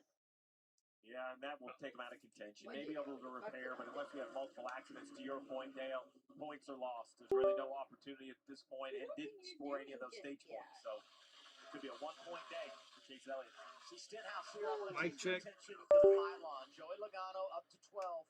Right behind him, Ryan Blaney. Got the coin there. He's leading the in-season challenge battle. Mic check, right now 1, with 2. Todd Mic Gilliland check. trying to Sorry win about that, $1 guys. million. All hail the Potato Queen. Who's 8th? Brad Keselowski, who is 9th. Brad won here 2018. All right, guys, so Michael McDowell second. Ty Gibbs continuing to pull away now as the leader. Corey Heim inside the top 5 as well. And we head to a commercial break here, guys. As this is the one thing, man, about some of these racetracks that we get to, like this one.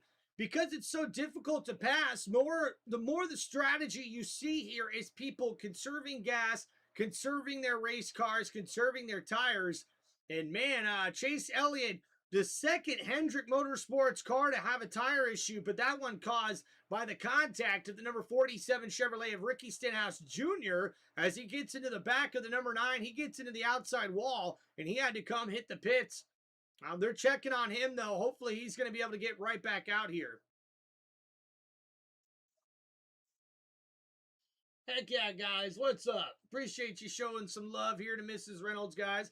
All right, so we are commercial break, and ladies and gentlemen, for the first time in quite a while, it's beer 30, baby! Yeah! Ow! Here we go. Gonna crack one open here on Tim Reynolds Show and say a toast to all of y'all hanging out with us here. Let's go. It's time for Tim Reynolds Show. Whoop. Boom, baby. Love that noise right there. And a cheers to my lovely wife. Cheers.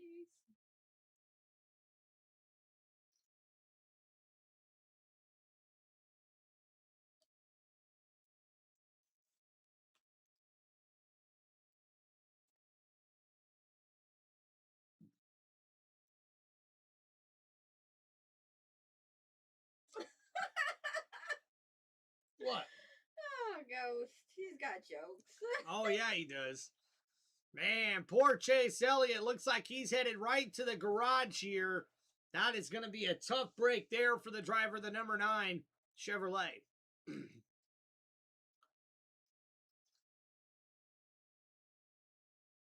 All right, so we're still on commercial break, guys. Waiting to get back to the action here. Please make sure you guys hit that like button and subscribe to the channel. Looks like I gotta do the cat's ears. Yep. He's been scratching since I got. To the boy. Yeah. Do midnight. Being cute. Go boy.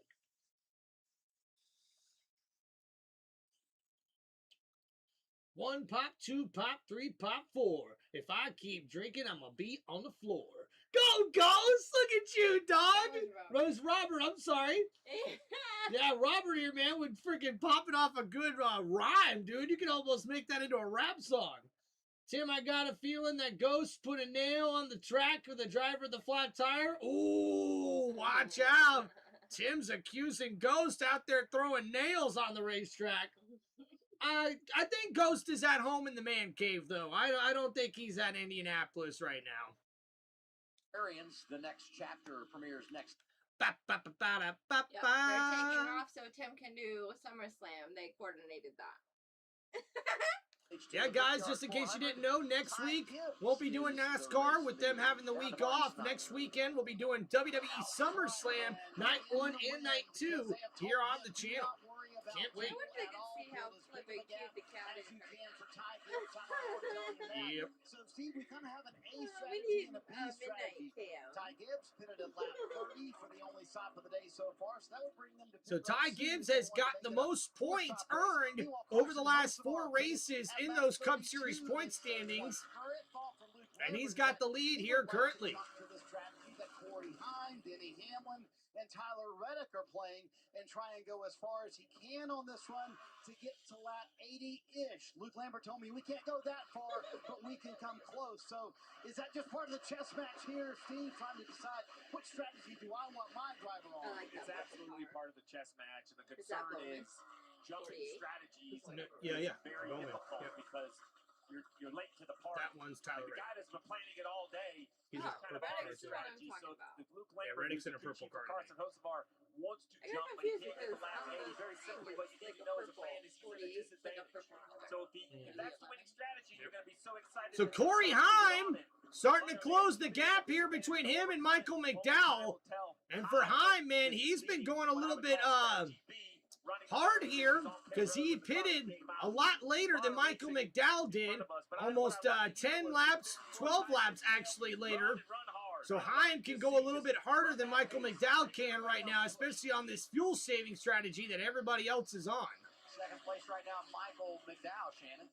That's right, and I'm he is going on for that same strategy Hocevar as the this guy that time. he is chasing. He did have the pole position. It's been the fastest car, but it's so hard to pass here that it's really going to come down to pitch strategy at the end of this. What's the dollar sign next to Blaney?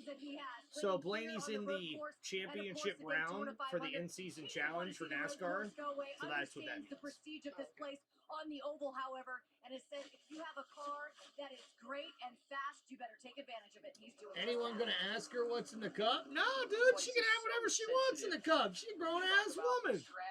Man, shit, she gonna get me a beer with a koozie without even me asking for it. Like, yeah, she can drink whatever the fuck she wants. What's your drinking word and your watch party? You probably won't make the post-game show. Better sit down. But we appreciate you tuning in. That's holy water, Robert. Oh my God. Maybe drop SummerSlam prediction video. Yeah, no, actually, I'm gonna probably drop one on Tuesday. Is what I'll be probably doing that, KC. You didn't read that whole comment. Which comment? That's Get the right what toe Joe said. That's down the holy back water. straightaway. You might be in a position to really challenge that driver and take a spot quickly. She is And your innocent? talent is Yeah, not questionable. she is far from innocent. I will tell you that, okay? And it's Let's black talk about coffee Corey Heim. in Like, the cup. am I undervalued, Yeah, definitely opposite of holy There you water. go. Young man, you like to see Zilic I got a struggling. new The guy kick was of so black good on coffee, Saturdays. trying to go Ty more Gibbs took natural with 100 my wins, diet. nearly 100 wins. Here we I have dumped the Heim, who's creamer. won so early in his career, and then here he is running third at the Brickyard. It seems from a crew chief standpoint, this young man has a lot of the right things. So Ty Gibbs starting to pull away here even more so with the lead here in this one, guys. Michael McDowell in second, now 3.5 seconds behind the leader. You don't know what you need the car to do. Kind of crazy, man. The leaders in this race on these long green flag runs have been able to sort of just pull away from the rest of the pack. And that's not normally what you see here at Indianapolis Motor Speedway. He knows what the car is and isn't capable of. A young driver that drives a car that struggles, it's really hard to know what to ask that crew chief to do or what the car is even capable of doing. I just thought it was so cool watching him celebrate on that aircraft carrier in San Diego after getting his first career win and his 13th start. He announces to everyone, Well, thanks, it's Heim Ghost. time. He's pretty And accurate. just his ability to adapt to these race cars because he comes back a couple of weeks later. All I see is he's Halo top and 10 Angel in Wings. Chicagoland, And here he is. Okay. Third, You Marty, say so. in the Brickyard 400. And this young man out of Georgia has just been so impressive. And I had a nice long chat with Corey earlier today. I said, what have you learned about the Cup Series? He So said, Corey "Man, Heim the actually impressiveness going a little is bit way more faster anything than the I've leader seen." on that And last really, he lap. keeps telling Currently himself, third on right now as he restarts, tries to he's catch like, up to "I the put number somewhere 71 3 wide." Chevrolet of Michael McDowell. Doing that, but I need to do it, and that's what I've had to learn here in the Cup Series. Absolutely. That is the Cup Series today. Fury, the bug in the windshield. And if you don't make the move, somebody's going to make it for you. And it's more important today than any other race. On these restarts, that's when you're going to have the best opportunity to take positions away. And sometimes you hate to do that to your fellow race car driver. You hate to put them 3 wide. You hate to put them in bad spots. But you have to do it if you're going to be successful here. Celebrate Legacy Motor Club. 42, John Hunter Nemechek So inside. John Hunter Nemechek currently 14th here after finishing 19th in stage number 1. Bell stalking him, Adam, but a really And a pretty good run here for the number 42 Toyota team. He was second fastest in practice. I asked New John coffee Hunter, for Tim. how is Legacy showing up with 2 cars inside He's the like, top poor 5 Ed at knocks practice? He said, "We're oxide gonna on make an up ground oil today." well I fire. don't Good know if luck. it's me You and better Eric have and how we animal can control navigate on this speed race, dial. our car builds or setups, but I think it translates from Pocono, and as a company, I do like me a good cup of juice. Legacy have a great run with both cars today. 24 laps into stage 2. Saw the 7 of Daniel Suarez peel off onto the pit lane. Yeah, real quick on this 42 John Hunter Nemechek. I think last year there was a little bit of scar tissue from So Daniel Suarez here making his green flag pit stop here halfway through stage number 2. So again, guys, pit strategy coming into big play here. Coming into play big here because they are cutting this stage in half is what essentially Suarez is trying to do here. But he's going to get lapped here from what it looks like on the telemetry. In a little bit of a slide. You heard the radio transmission a moment ago. Gonna wait on fuel here with 27 Thank to go you, Tim. in Appreciate you stage 2. supporting the Question channel. is, Steve, what does this pit stop tell you? Will it be open for everybody else here midway through this stage? Well, I think it's the same thing. You know, if we're playing poker, it shows one. Oh, and Michael McDowell now also on the same pit strategy here as his teammate, Daniel Suarez. Another Spire Chevrolet on pit road. The 71 will come down here. I'm sure it'll be 4 tires, Shannon. It sounds like waiting on fuel. That's exactly right. You guys heard it on the radio. Wait on fuel, so the stop will be a little bit longer for Michael McDowell, who is running second. Great run for him today. He was fighting loose overall earlier in the race, and that car is fast. Michael comes down. That cycles Heim the second. Hocevar now third. So long stop there for Michael McDowell as he waits on fuel. And now here comes the leader, Ty Gibbs, doing the same thing, cutting this stage in half here in stage number 2. And right now, guys, I mean, the pit strategy is more exciting than the actual races. Halfway through stage 2. The race leader Dude, Tim, I really appreciate you, man. Seriously, Tim does everything. We appreciate you, man. Jeffrey, Lesnar versus Obafemi. Who you got? Tough call, man, but I think I'm going to have to go with Obafemi, dude. Oba. 54 said he was a little bit too free out front with that clean air that he She makes your horn stick out, Timbo. Damn, Ghost. Going hardcore in the chat now, aren't we? Tim says, Tim, what do you see happening on WWE Raw with Liv Morgan? Oh, Io Sky's probably going to piss her off because she's going to beat her for the title at SummerSlam, in my opinion. Liv Morgan hasn't had one title defense. Io Sky's coming in with all this momentum. Yeah, I'm pretty sure Io's going to win, but there is a chance Liv could win, though, with that Judgment Day bullcrap. What's up, Ty? How we doing? The top 5 is making me think the gummies are kicking in. Yeah, tell me about it. I need some gummies right now. Heck, I need some food. So I want to watch this fueler, right? On the right-hand side. He's going to hand the stop. I'll tell you. He's going to hand it back watch when he gets the second one. Man, they throw it like on his shoulder, and it's not. That's 110 pounds he's throwing around up there. That is super uncomfortable. That could easily get away from you. And he was the entire speed of the pit stop. Well done. So well done pit stop there for Ty Gibbs. And now cycling through, we see Heim now is your leader in the number 67 Toyota. And Carson Hocevar is in second right now in the 77 Chevrolet. And Denny Chicago. Hamlin is currently third. Now on point in the Brickyard 400. Special moment for this kid from Georgia that will be full-time next year for 2311. Yeah, he's got to drop the hammer a little bit as he's driving away from Kosovar. Right behind Corey Heim, though, to 71. McDowell trying to get himself back on the lead lap after having to come to pit road to get his stop done.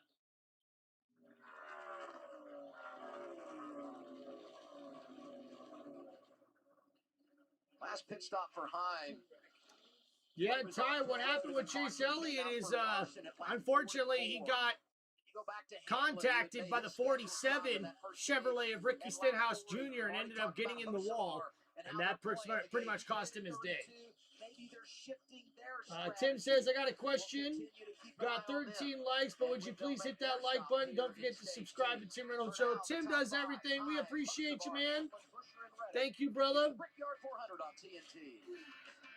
All right, guys. So we are 29 laps into this 50 laps of stage number 2. We are on commercial break here now, guys. We are side by side with the action. So anything really to keep up with you guys, would be happy to try to do so. The one thing about doing this, guys, when you have a race like this where a lot of the drivers are spaced out, you have a lot of different strategies in play right now, especially fuel strategies, you're not seeing as much exciting and exhilarating racing as you're used to. And because of the camera angles that we get from the telecast, you don't get to possibly see everything and all the action going on throughout the race and throughout the field here. There's probably more action going on in the back of the racetrack than there is in the front of the racetrack or the front. So I don't know. It's just going to be interesting to see what happens here because the restarts have been the most exciting part, but we are halfway through this race here, guys. I'm playing with the strings on the side of my shirt. What did you expect? He's midnight. You little menace, get over here. Robert, you still on the floor or did the wife tie you up? Dang, man, Ghost is getting a little personal over here, ain't he? Hey, Ghost, I got a joke. What do you call a cow that steps in poo? Oh, my gosh. What do you call it, Ty? Can I have a sip of that? Please. Thank you. Mm-hmm. What's mine is yours, and what's yours is mine. That's the verse you said that about sharing anything with me. Appreciate it. Look at you, bro. Right in front of our eyes. All right, lady. You might call the cat. No ghost bullshit now. Midnight Sickum. Ah! Don't do that! Tim, I got the test back from the doctor and found out I have a fatty liver. Not sure what that means, but hopefully you're doing good, Tim.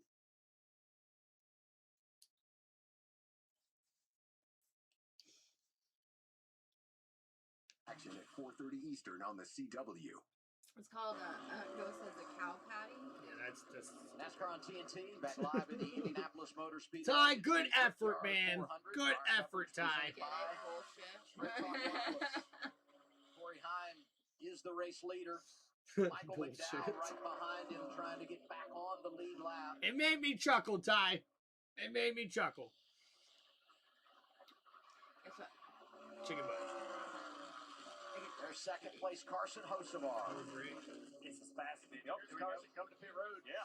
So Carson Hocevar now going to come to pit lane here with 18 laps left in stage number 2. Definitely on the conservative side. And Chris Buescher coming behind him. We're riding with him here. They've had a really good day in the 17 cam. Let's begin our coverage with Shannon.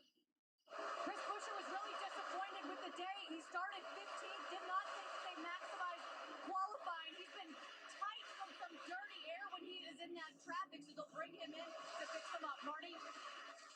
Robert said that his wife says, "What are you listening to? Those people sound just like you." I think even Robert's wife knows that Robert found his community of friends. So great pit stop there for Chris Buescher. And we see Carson Hocevar here going to stick around for fuel. And he's waiting on that point. There's the point. There's the signal. Got the fuel they needed. Heads back out on the racetrack. So great pit stop there. Doing an A+ job. The first little and here comes Corey Heim. Let's not get rolling until we're ready to go. You can hit that front line with the gas can plugged in. That is a major penalty. He didn't do it, but I would just remind him for the next stop before it's an issue. I'm confident his crew chief Luke Lambert will be on it, but here's the difference. The 67 of Heim, I believe, will lap the 77 right here. Now look, the 67 still has to pit. 77's a little uncomfortable right here. He'd like to get his lap back as soon as he can, just in case we get an ill-timed yellow. All right, guys, so we got about 15 laps to go here in stage number 2. Hocevar with a great stop, but wasn't able to get out in front of the leader, Corey Heim. So now he'll have to get back on the lead lap here before the end of stage number 2. Denny Hamlin back there coming to pit road. Yeah, because this is not only keeping them a lap down, Dale, but it's also hurting their lap time. They're getting killed on lap time. Left-hand side, the 11, as you mentioned, on pit road. I believe this driver and team has They just been want to hang out, very don't they? calmly executing their plan today. I Got think the this boys all in here been hanging part out. of the day. Looks We're very just missing Lucy. reserved and They don't hang out conservative with on me the when racetrack. That was you're not fine here. for their part. He told us in the pre-race, Marty, all the way down in pit stall 2-5 plan. Yeah, what did he keep repeating in the pre-race show earlier today? It's all about just trusting the process. Tim, there's a med doppel that you take twice a day. You'll bring your liver back to full function. Let me get the name for you. Ghost, dude, thank you for doing that for Tim. That's very nice of you, bro. Denny Hamlin heads back out on the racetrack. 54 goes through the frame, so that shows you what coming early does for Ty Gibbs. He's going to easily have the lead. I mean, look, it's going to be a mile away. And the question is, Denny, who does he land in front of? I believe he beats the 77, 71. Look at how Heim's blocking. Hocevar not allowing him to pass through. Denny's going to go by both of these cars, the 71, 77, during this exchange. So basically, he's going to cycle to second. I mean, when everything began, Denny Hamlin was 5th, but by jumping in front of this group and Heim having to pit, that will put Hamlin second behind his teammate. Oh, Everything cycles through. Yeah, there's 2 or 3 laps for the 77 track Go, behind go, Heim. go, That's go. the That's not difference that allowed Denny to go ahead and cycle in front. Those positions are race-winning positions all day long in this race. You can't give up even one spot on the racetrack. And let's not forget the history between these two drivers right here. They do not like one another. They will tell you they do not. They've gotten into each other in truck races, in cup races. This was back on the right-hand side, back out in Naval Base Coronado. That was Heim. Off the front bumper of Heim was the 77 of Hocevar that got spun around, ending the chance of the 77 winning. This was just a relight of fuse that has been lighting or lit for years. And now here they are, and it really jumped out when I saw Heim make that aggressive block. I thought, it was really aggressive. I wonder if it's because of the guy that's behind him. Maybe he's happy. That's the guy he's holding up. That's the guy's day he wants to ruin. And look at the distance. So Corey Heim and Carson Hocevar battling here as Hocevar looks to get back on the lead lap, but not much here going on, guys. Look at Denny driving away up toward the back bumper of this 54 car. Jeffrey says, I heard through the grapevine Martin Truex Jr. might be at the 500 next year. I heard the same thing, Jeffrey. Waiting for the 67 to pit.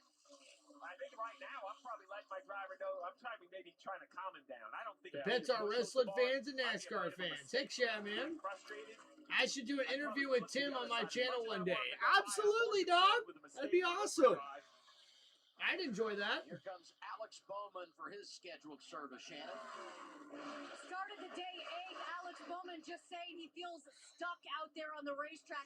Probably can't find any clean air. Also struggling with grip in turn 1 for that 48. Me too. Are you telling me you want me to leave the stream?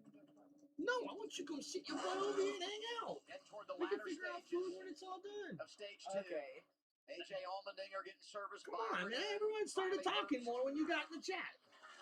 Can't leave Down the now. backstretch last time, Heim faded to the inside, just went ahead about midway down the back straightaway. So if you're going by on the outside. That's mommy's spot. Man, this has got to be super frustrating for Hocevar. This is my first beer in how many years? You know, I don't think it's been years, dear. Where they will fall in. We're not going to win the race on lap 89. That's Corey Heim. Oh, I'm trying to Take care of your stuff. must have been a pretty good time because You know what? A+. A+. A+ Well, I know you've had a couple beers with me here in this house. So. Hi, buddy. Hi, Charlie. Undeniable, but he's still young. And you wonder if emotion takes over. Emotion is never good for a race car driver. They need to be focused and calculated. I love coaching your driver back. Survive to race another lap or another run. And you see the result right there in just a half a lap. He's calmed down. He's backed up, getting his car in clean air. He's been up there full throttle, pushing his hard as he can. He's soaking everything in that car. You need burning another fuel. one? Yeah, more importantly. Yeah. Why didn't you say that? I was just We'll get there. All right, just relax. So, all right, so 10 laps to go here in stage number 2. We've got 70 laps total here left in this one. And now here comes Tyler Reddick and a lot more drivers now hitting pit lane here as they continue to battle here in this one. I feel lost. I feel like I never raced here. Uh-oh. But he told Pitley Scott, Uh-oh. half lap into the qualifying lap, I can already tell. Uh-oh. Way better. What a move by that 2311 Go see them shorts. They're my comfy shorts. Oh, he knows they're comfy shorts. Oh, he knows. I wanted to be comfy. Good. We all want you to be comfy. Reddick was 7 Worked hard when the green today. flag cycle began. There you go, Ghost. Look at this battle. I mean, this is fun to watch. These two teammates. Yeah, 10 to go in the stage. I expect the majority to probably come to pit road. All right, so guys, we see right now Denny Hamlin battling with Ty Gibbs in 18th and 19th position. But once the rest of these drivers cycle through and make their pit stops, it could be Ty Gibbs and Denny Hamlin who will be battling for the lead. We've got 10 laps to go here in stage number 2 at Indianapolis Motor Speedway. Tightened up just a little bit. They are going to go back on a right front air adjustment that they made on the previous stop, Marty. The Team Penske Brigade coming down. Heck yeah, Tim, let's go. To go in stage 2. Ryan Blaney said handling much better on that run, and the turn stayed with him the entire run. Next lap, Corey Heim will be coming to pit road. Race leader going to give up the top spot, get his scheduled service. So not everybody stayed to get a fuel amount of fuel. Some of them drivers actually got out a little bit quicker. On Ty Gibbs and Denny Hamlin, who have cycled to 12 and 13 on track. There you go, Ghost, with the $2 super chat donation. Woo! Mama Bill making Timo happy, yo. Oh, yeah. You gotta guess what's gonna happen later tonight. Yeah, I'm gonna work out and go to bed. No, that didn't come out right either. Yes, you are. Oh!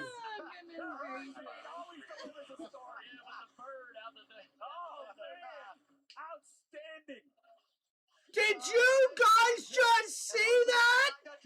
Carson Hocevar faked coming to pit road and flipped off Corey Heim. I missed it. What the hell? Replay. We're gonna show a replay of that. Adam, you gotta wonder, was that just a shot at his rival?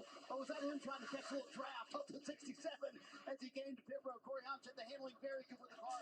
Could use a more late run turn. Wow. They've been able to run long. So Corey Heim gonna stay for fuel here, but he gives up the lead. Wow. In the race lead. Is that a Barry, pink car? Cedric, Briscoe, Crease. No. The top 5. How do Nobody's they got a pink manage car. the rest of the stage? That car, oh, I guess it's red. It looked pink. It was entertaining. The 67 came to pit road.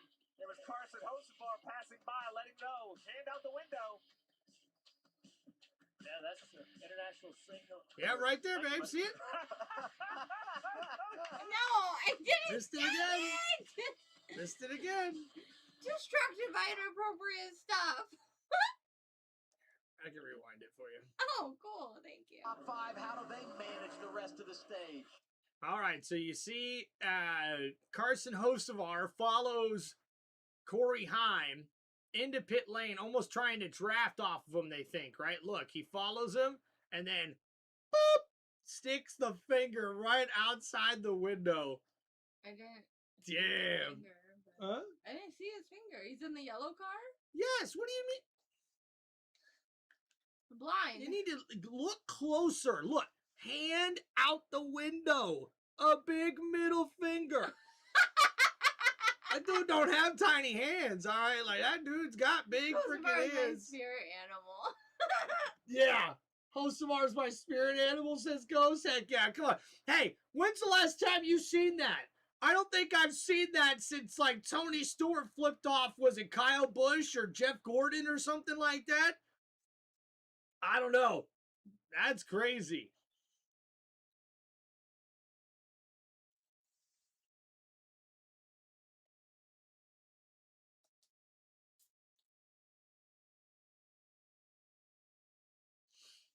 All right, man. Hope everybody's doing well. Thank you guys for hanging out here on Tim Reynolds Show. Now, after these drivers cycle through here, as we see Ryan Priest and Chase Briscoe, all right now battling for the lead. I think Briscoe actually just hit pit lane. So Brian Priest is going to take over the lead now, followed by Ross Chastain, Todd Gilliland. But Ty Gibbs and Denny Hamlin are right there, right outside 5th place. Yep, and Chase Briscoe did just make it to pit lane.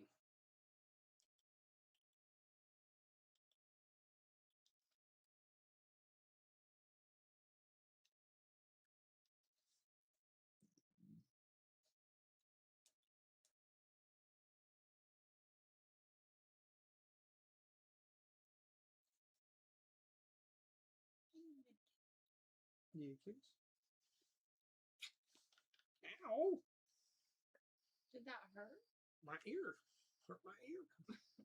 I'm sorry. Yeah. I'm steering.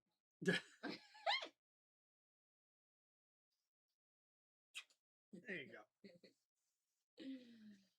All right, guys. So Jeff Gordon, the first winner here in 1994. Dale Jarrett got the victory and kissed the bricks in 1996. Tony Stewart, I remember that win. 2005. That was awesome. Jimmy Johnson, back-to-back wins here in 2008 and 2009 for Hendrick Motorsports. Jamie McMurray got a big win here as well in 2010.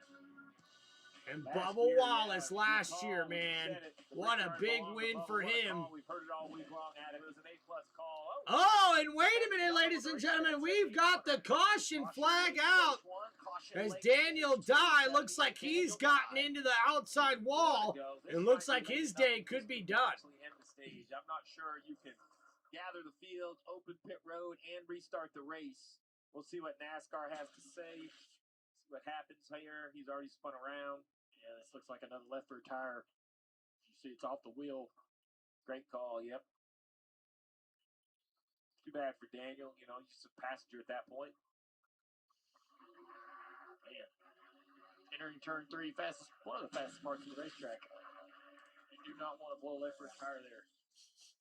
I'm with you, Steve. I mean, it was close, right? But we had the one-lap shootout to end that opening stage. But here, getting a caution with 4 to go as Dye climbs out. Good to see. It's probably going to Dye climbing out the car, looking a little sore here. A little bit of concern at the front of the field. Chastain and Gilliland last on pit road in the mid-50s. I don't believe they were going to. Thank you, Ghost, with the $1 super chat donation. Really close to the stage end to pit. They have to be pretty close on their fuel as we close in. You know, when we're completing lap 97, so doesn't burn a lot of gas going around under the yellow. But you're also so Ross Chastain is your leader, but these drivers are definitely going to have to come pit, which is going to give Ty Gibbs and Denny Hamlin a chance to be on the front row here. The top 5. You're watching NASCAR on TNT from Indy.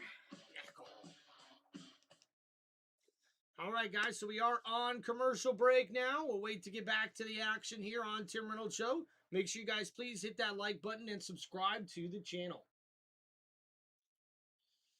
Ghost, are we going to the cookout if we go to the race with all of us? Dude, hell yeah, bro. Look, I'm going to make this known right now, guys. When we get a chance to have this meet and greet at a NASCAR race, we're going to try to make sure we do it ahead of time. No matter what racetrack it's at, we'll try to see we let you guys all know and we can hopefully meet up. But when we do, tailgating is required, okay? That means you got to get there early as you can get before the start of the race, if not the day before, because that's what we do. Like, me and my woman love tailgating more than we actually love watching the race. Like, that's how we roll, man. So barbecuing, hot dogs, hamburgers. We're going to have beer and drinks that we want to. We're going to hang out and have some fun, man. We're going to smoke a lot of bit, you know what I mean? We're going to maybe smoke some meats, too. Yeah. Yeah, it's going to be The first baller. time you ever saw me was at a tailgate. It was. Yep. Yes, it was. And And those booty shorts, too. Yeah. I don't wear booty shorts. Yes, you do. Yes, you do. Daddy, you took some damn blue jeans and cut the damn legs off of them, so. I'll bring my future girlfriend. I'll bring the dogs and deer meat. What? Bring peanut butter and pickle sandwiches. You better. You know what, Miles? Miles bet.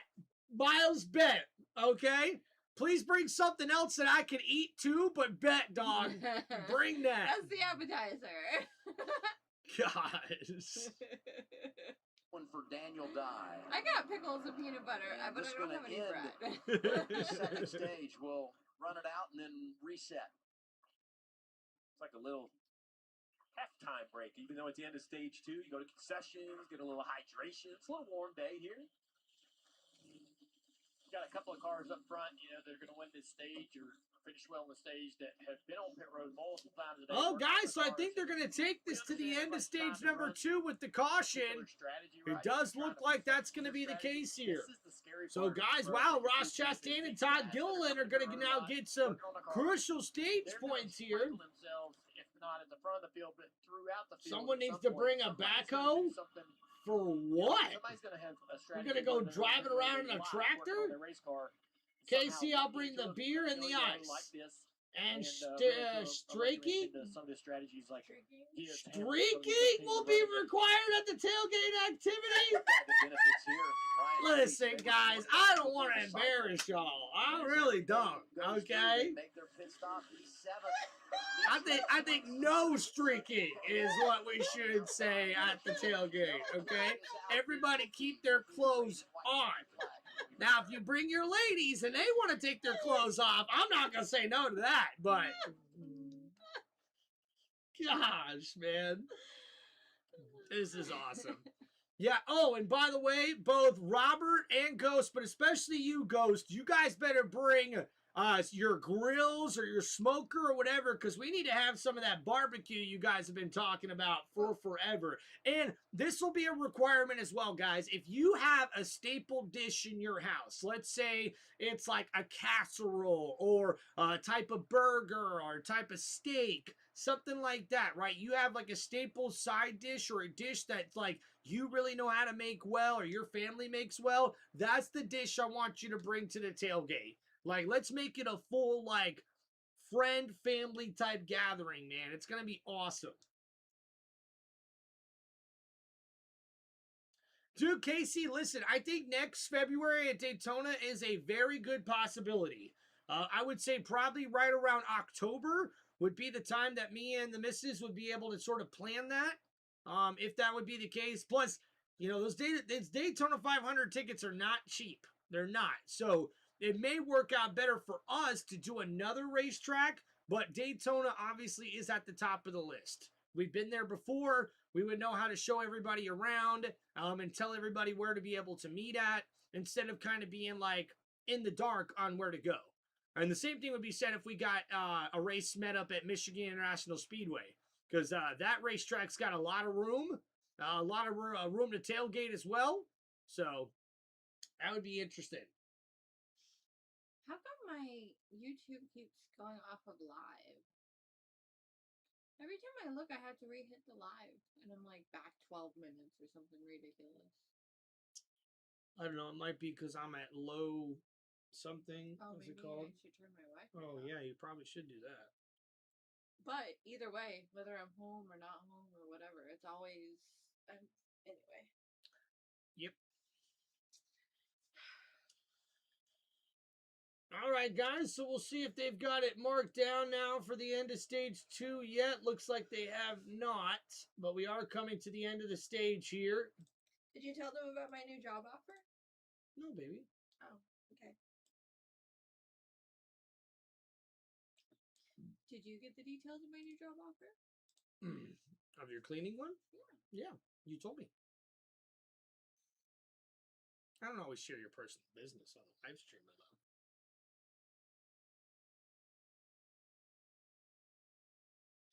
Oh. Like, you think we should tell them now that I'm doing this full time? Surprise! All right, guys, we see the top 5 there. Ross Chastain in first, Todd Gilliland in second, Ty Gibbs in third, Denny Hamlin in fourth, and Corey Heim in fifth. And that's the way that stage number 1 is going to, or stage number 2, excuse me, will finish here at Indianapolis Motor Speedway.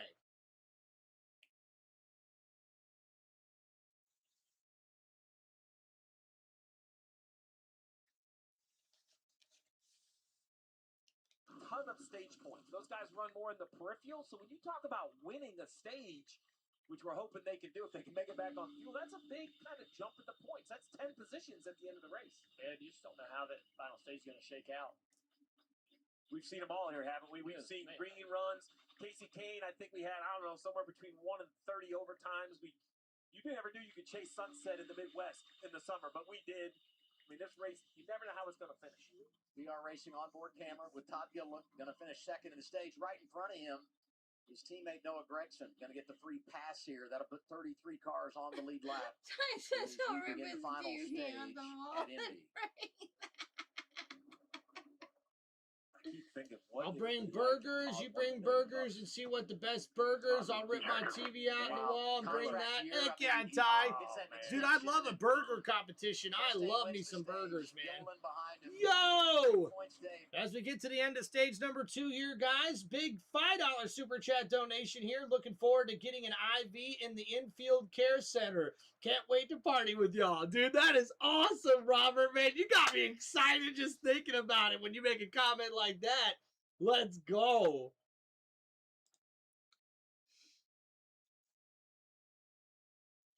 Good luck, Ty. My King Henry burgers are well known, says Ghost. Heck yeah, man. That sounds yummy.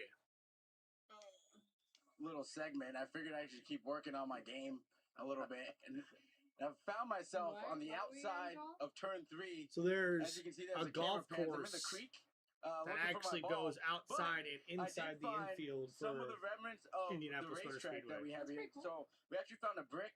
You can find this stuff in the creek, which is super cool. The bricks actually have a number on them. This one you can see it's like 2116, so it's stamped. So that's authentic. And then there's this other larger piece that was we think was paved over. And then when they ripped up all the asphalt and everything, they kind of threw in this creek over here. So as you're golfing and working on your swing and trying to find your ball like I am in the creek, you never know what other little trinkets you'll find out here. You know what I mean? Steve, you've been out here before, right? You've seen this stuff. I have. Yeah. I have seen it from a distance. I was trying to stand up on the grass area. But my man, Dale Jr., you rolled the pants up, right? I did. Down Yeah. in there. So I heard a legend. Robert, I will be in bed beside you, but won't hold your hand or spoon with you. Oh, damn. Look at that. Ghost is already calling his bunk. Already calling his bunk bed. Into the creek. Some of them are here on the front on the yard of bricks, but a lot of them ended up back there. And you can, I promise you, I found one myself. All the broken up bricks are near the top. All of the full bricks have sunken. They've been in that sediment in that creek for 80 years or more, and they settled 2 to 3 feet low in that sediment. So if you dig down deep into that creek, you will find yourself a full, authentic 100-and-something-year-old brick that was the surface of this racetrack for its early years. You hear that, Mama? You're from the Northeast. You've been clamming before. We got to get those clam rakes out. Get down in that sediment for the full brick. That is not what my part of the Northeast does. We're maple syrup, Steve. That's you're Vermont. You're Vermont. I forget. I'm the coast. You're Vermont. I'd say after you get done looking for bricks, maybe work on your short game a little bit. All right, so here comes Ross Chastain as they head into the pits here. Ty Gibbs and Denny Hamlin will take over with the lead here. All right, guys, so let's go ahead and go over that stage 2 finish here in this one. Oh, I can go for Steve said it at the end of stage 1. You want one? I'll go grab one. Yeah. Ross Chastain gets the stage victory there in the number 1 Chevrolet and gets those 10 stage points. Todd Gilliland gets 9 stage points in the number 34 Ford Mustang here. Ty Gibbs finishes 3rd in the number 54 Toyota there to get 8 stage points. Denny Hamlin gets 7 here in the number 11 Toyota here after stage number 2. Corey Heim finishing 5th here in the number 67 Toyota after stage 2. Carson Hocevar finishes 6th in the number 77 Chevrolet. Ryan Preece finishes 7th in the number 64 Mustang. Michael McDowell gets an 8th place finish here in the number 71 Chevy. Eric Jones finishes 9th in the number 43 Toyota. And Daniel Suarez rounds out the top 10 here after stage number 2. As we get ready for the final stage here, ladies and gentlemen, make sure you guys please hit that like button and subscribe to the channel.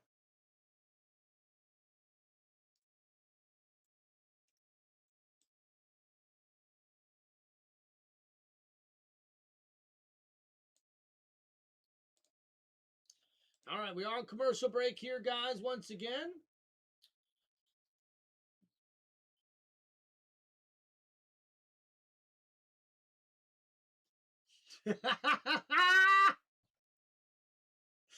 Ty says, hey, how about all of us have a sleepover? And Ghost goes, Ty, you're in the middle. Oh my gosh, dude. Freaking hilarious, man. Oh, you guys are cracking me the fuck up, dude. I appreciate y'all, man. Let's go. All right, so end of stage number 2, getting ready for the start of the final stage here, guys, and something to really keep an eye on here. So our driver's going to try to cut the stage in half at around 30 laps and pit then, or are they going to try to pit right around 40 laps to go? I don't think most of these drivers, though, are going to make it 40 laps into this final stage. Remember, the fuel window here is 40 to 42 laps, so I don't think we're going to see a lot of these drivers try to stretch it later on. I think they're going to try to stretch it now until that last pit stop, and we'll see what happens with that.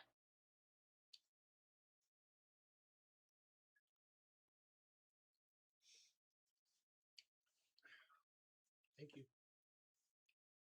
You're welcome.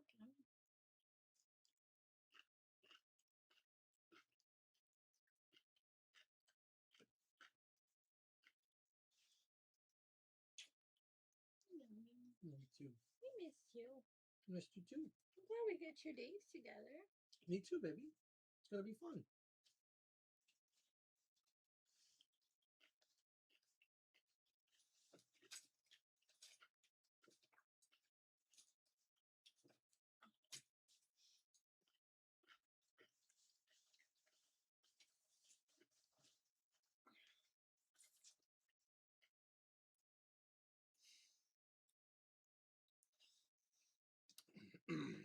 Thank you, everybody, hanging out with us here, man.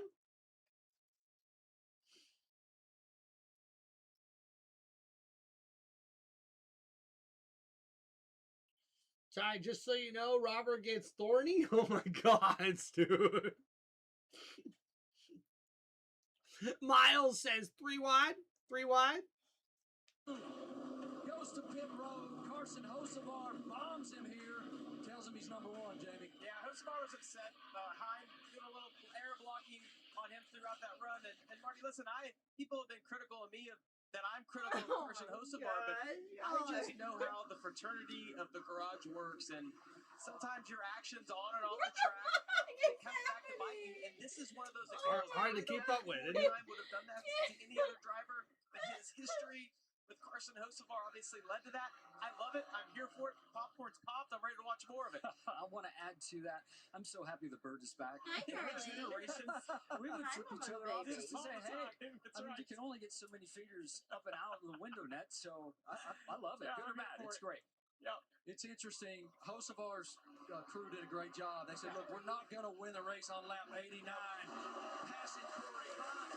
I used to have a breakout like Take your time. We have a race car that can win this race. His crew did a great job. Yeah, crew, interjecting what's playing out with the strategy is everything. And as we've seen it, the strategy. Yeah, has been Jeffrey, setting up for this unfortunately, third Chase stage, and, Elliott is out. It's very interesting. It's interesting to see how this plays out. Hey, one thing keep in mind, Corey Heim, I know we talked about him doing the air blocking on Hocevar. He's in the best position right now to win this race. I can't wait to hear Steve break down the position all these guys Yeah, are in. Casey, you Yeah, never Steve, know. give us We a are looking for a snapshot of little what we're looking at aggressiveness right now here as at the we end of start this final one. stage. Well, we have 58 laps. So at the end of this stage, doesn't look like anybody's going to come down for fuel. Breaks. We know this thing could run green to the finish.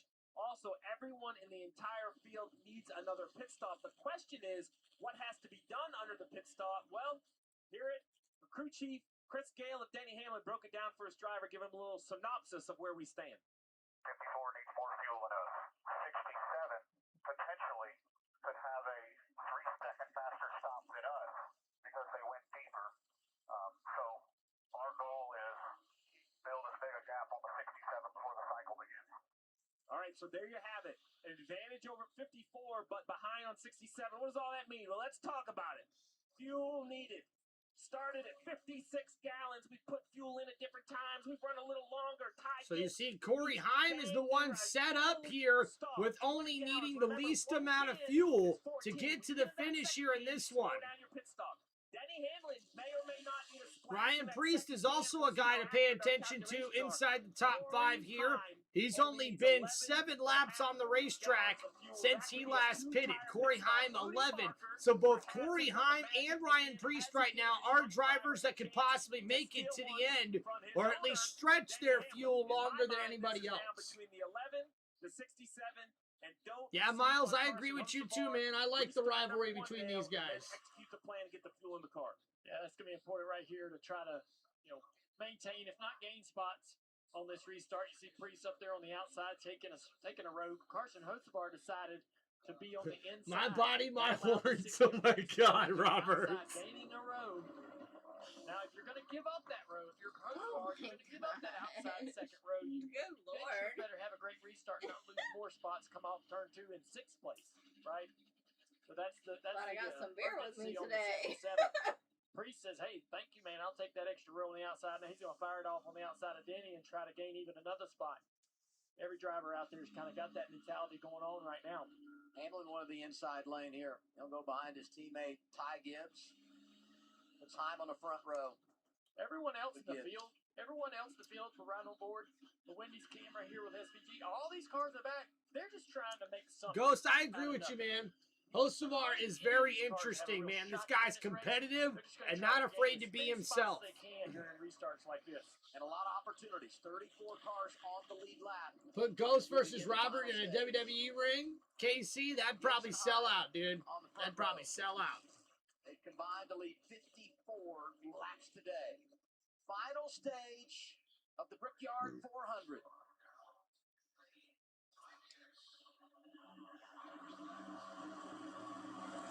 Hocevar's got his hand out the window waving to his teammate. He's going to try to prepare for a jump, maybe to go 3 wide if he gets a good... And here we go, back green flag racing here in the Indianapolis Motor Speedway's Brickyard 400.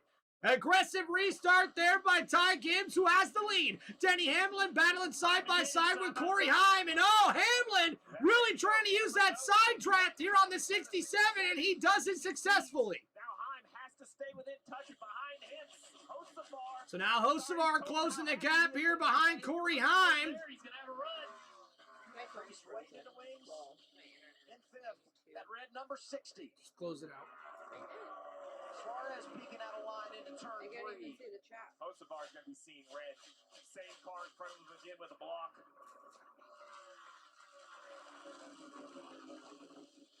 I love YouTube. I don't have my Wi-Fi on. You can put it on if you want. You can put it on if you want. I'll turn it off.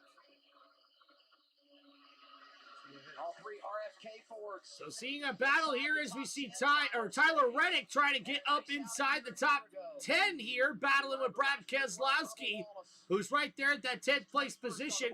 Bubba Wallace in 21st right now, as last year's winners not been able to get up towards the front. It's been a long day there for the number 23 Toyota. Jump to the outside, grab a few easy spots. Power move off a 2 of the 21. They're all going to block. And Ryan Blaney almost gets into Chase Briscoe, who got a big run there on the inside of the number 12. William Byron going to follow suit, following the number 19 Toyota there on a huge run by Chase Briscoe. And a terrific race here. These restarts have been very exciting. Right now when it comes to the in-season challenge. And Corey Heim, or excuse me, that is Riley Herbst, who gets into the inside of John Hunter Nemechek. And what a run there. And Ryan Blaney currently 19th While Todd Gilliland riding in the 30th place position there for that in-season challenge battle. Further back in the pack. A lot going on.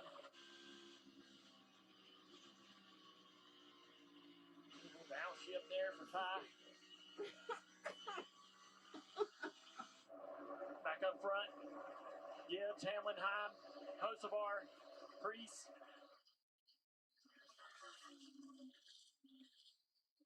Hard to keep up with. So Ty Gibbs holding on to the lead. Denny Hamlin only 30 seconds behind the leader right now. Corey Heim in third. Carson Hocevar in fourth. But the guy in fifth right now, Ryan Priest, does have the best chance here to stretch this fuel strategy here and get him a top 5 finish.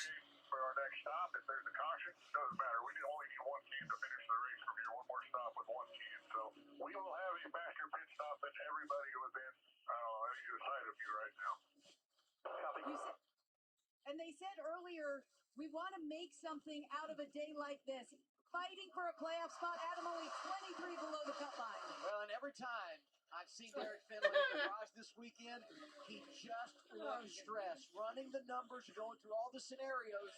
But here we are, final stage, right in the game. Yeah, that radio is exactly what we're seeing out of Priest as well. He is in the same situation as Heim. A real chess match out there currently. McDowell 6, Shannon. We're not the only ones listening into that radio from Priest because Michael McDowell's crew chief Travis Peterson just told him the same thing. He said the 60 is best on fuel to the end. Yeah, the 60's best. I think the 67 as well. So Corey Heim right now and Ryan Priest, both those guys have the best opportunity here to make it the longest on fuel. He has no idea that's happening. He's a wreck right now. Now Travis is going to get back, and his aura ring's going to say, you had 106,000 steps today, and we don't know where you walked, but your foot was wiggling the whole time. I find myself doing it in the booth. I mean, when you reach this stage, it's all on the line. It's right there. So 50 laps to go here at Indianapolis Motor Speedway, and a huge block by Ross Chastain there in front of the number 10 of Austin, or Ty Dillon, excuse me. You're going to run it backwards. Oh, Dillon got loose right there. Chastain says, all right, I'll take the spot back. This is a battle for 28. Pretty entertaining. Oh, and Todd Gilliland splits the difference with an incredible pass to get around 2 cars. And now Ross Chastain right on his back bumper. And Todd Gilliland, remember, he's in that in-season challenge, and he's gained 2 spots on Ryan Blaney. Blaney currently only in the 19th place spot. Dolphin buddy Noah shoving through there. They played 9 holes earlier in the week on Friday afternoon. Heavy breather. I asked him how they did. He said, man, I shot 42. I was like, how'd Noah do? He said, man, he had fun. So he didn't get a number out of Noah. Are you that Ty tired? Gibbs, the race leader. Green flag pit stops coming up. You're watching the Brickyard 400.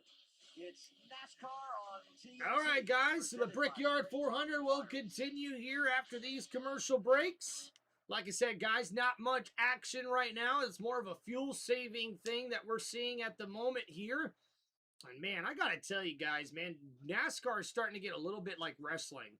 Man, it just seems like, it just seems that the old school part of NASCAR was way better than this new school NASCAR. New school NASCAR is all this strategy, all this fuel-saving thing. When, like, that with most things in life, though. put pedal to the metal here, folks. Like, come on. You're a race car driver, not a fuel saver driver, okay? Like, I don't like this. I don't. All these races ends up being just strategy rather than, you know, somebody actually going to win a race. You know, isn't that with most things in life, though? You would think things get better with time, but Right. they really don't. They really don't. Only things that get better with time? Kiss right here. All right. Thank you, everybody, for hanging out here on TimReynoldsShow. How about I go get you another? I got to go pee. So Oh, cool. you can take over the chat. You can take over the chat. Uh-oh, y'all. Miss Reynolds in the hot seat. All right, guys. Miss Reynolds going to take over the chat.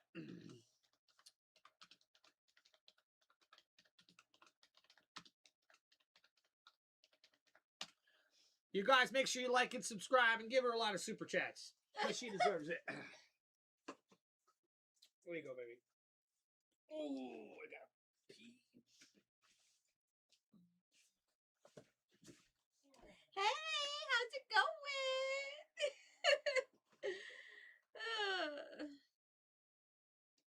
Got a Buffalo Wild Wing on the commercial right now. You know, I do love their honey barbecue. Sure do.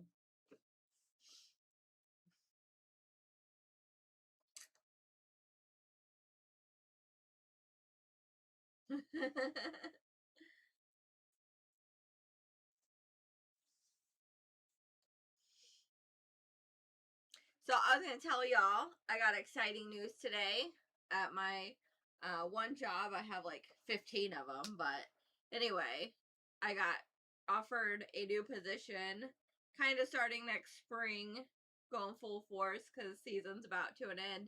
But anyway, I'm going to be like a manager team lead for my cleaning company. So I'm excited. Well, my friend's cleaning company, well, whatever. So looking forward to that. Some new adventures coming up. Hopefully I won't have to hustle as much and work as many different jobs as I've been doing. So I'm looking forward to it. Good things are coming.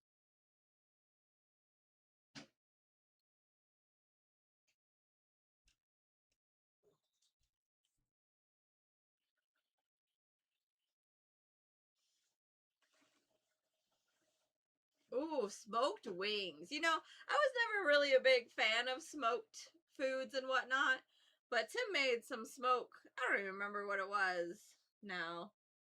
Some kind of smoked meat not too long ago, and it was dang good. I guess I'm becoming a fan. I don't know what that was, but there's something on the track.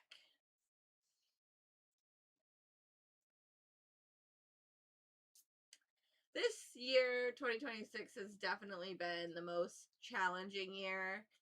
At the end of 2025, I quit my secure 9-to-5 job because I was miserable and started adventuring out into new worlds. Hated most of them. But I do really enjoy my cleaning and my caregiving job, and I'm very happy, and I was honored of all the kind things that my manager had to say about me. So I felt good today, which was awesome because on my way to work I was pretty down and feeling all sorts of stuff, and as soon as I got there she gave me that somewhat of a promotion and boosted my spirits. So I was very happy.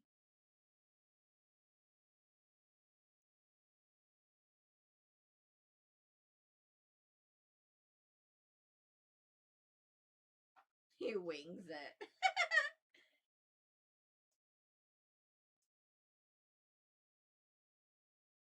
Oh, so glad to hear that, Kenneth. Glad everyone's doing well. Ooh, hickory or applewood. Have to keep that one in mind. If I can manage anything. Ain't that the truth? Ain't that the truth? All right, I'm back. Welcome back. Well, thank you. Oh, look at that. Whoop, whoop. All right, y'all. If you can Tim's manage back in the hot Tim, seat. you can manage anything. What is that supposed to mean? Robert, you explain yourself. What is going on with that statement? Caution came out? Something was on the track. I don't know. It's muted. I was too busy jabbing about myself. Well, that's what they want to talk about anyways. That's all good. I did say something was on the track, but I don't know what it was. Seth Chase in a few weeks. There's a lot happening in the NASCAR world. When you think about the 5 races, Ghost gets in so the regular excited when season you're on the here, chat. Iowa, Awesome. you got New Hampshire in there, the short track at Richmond. Hey guys, just want to say Daytona, thank you finale. everybody, not only for Yeah, being love to go down gentlemen, there. but also being respectful and really cool, hanging out with the wife on the live stream. Really does mean a lot to your boy over here. yeah, it looks like everybody's coming down the pit lane now. This may be the caution that nobody wanted to see yet. Coming here. Ty Gibbs lead them down. Service with 44 to go. Now that guy's back again.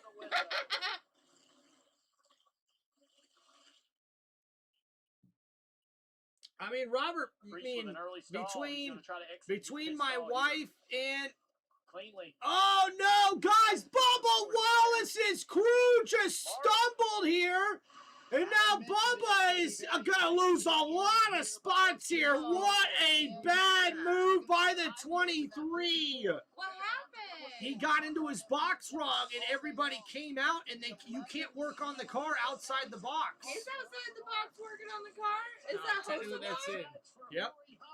Oh, well, I guess that's kind of it. Wow, Hamlin and Corey Heim, Logano, Bell, Briscoe, Reddick, Keselowski, Buescher, and Bowman all take 2 tires?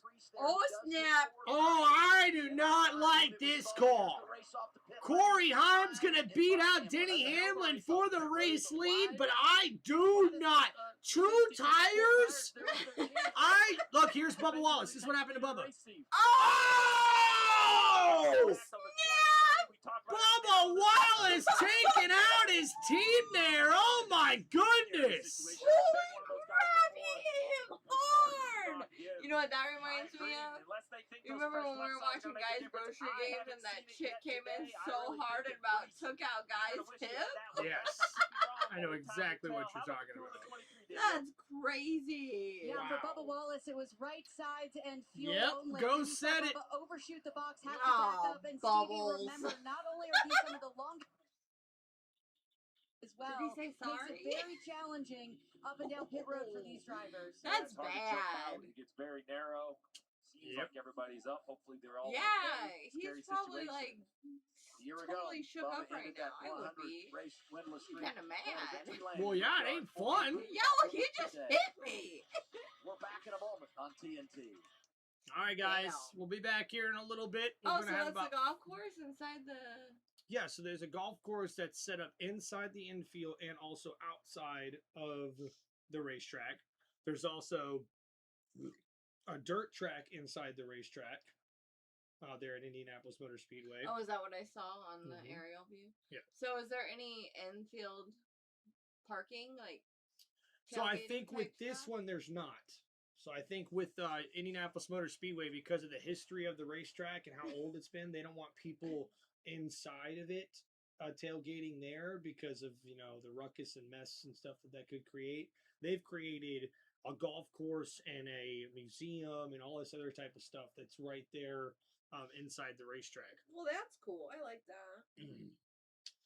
We got a new restaurant. It's called Guy's Golden Chicken. Oh, that sounds so good, man. Believe it or not, guys, me and the missus are already thinking about maybe going to get some Chinese food for dinner. We figured, we've been kicking butt and doing our best job. Celebrate the job offer. And celebrate the job offer from, for my wife. She deserves it more than anything, guys. This is one of the hardest working people I have ever met. Not playing, guys. She battles through pain and adversity and challenges every single day, and she does a very, very good job. She takes her job very seriously, no matter what it is, and she does a great job at it, guys. So kudos to you.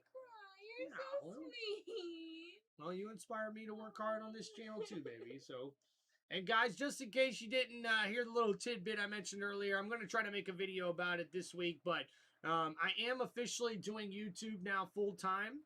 I have been in limbo looking for another part-time job or something close to full-time for the last couple of months now, and unfortunately there just has been very many opportunities pressed my way for the chance to even talk or interview with jobs, which is really head-scratching to me. Well, you're from a big city, moved to such a royal town. I mean, there ain't much around, really. You're right about that. So we've really tried to dedicate full-time content creation here on the channel, guys. As a matter of fact, I had one of my first videos in a long time reach over 2,000 views, which is pretty cool for one of the little shorts that I made. So I know things are on the up and up.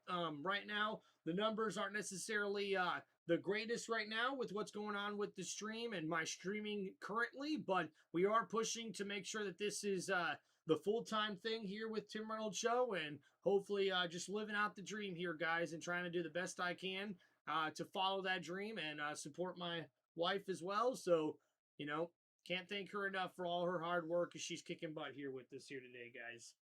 Love you, Lily. Love you too, babe. You know, I saw the cutest dog on the way to work today outside a window of the car. I started crying.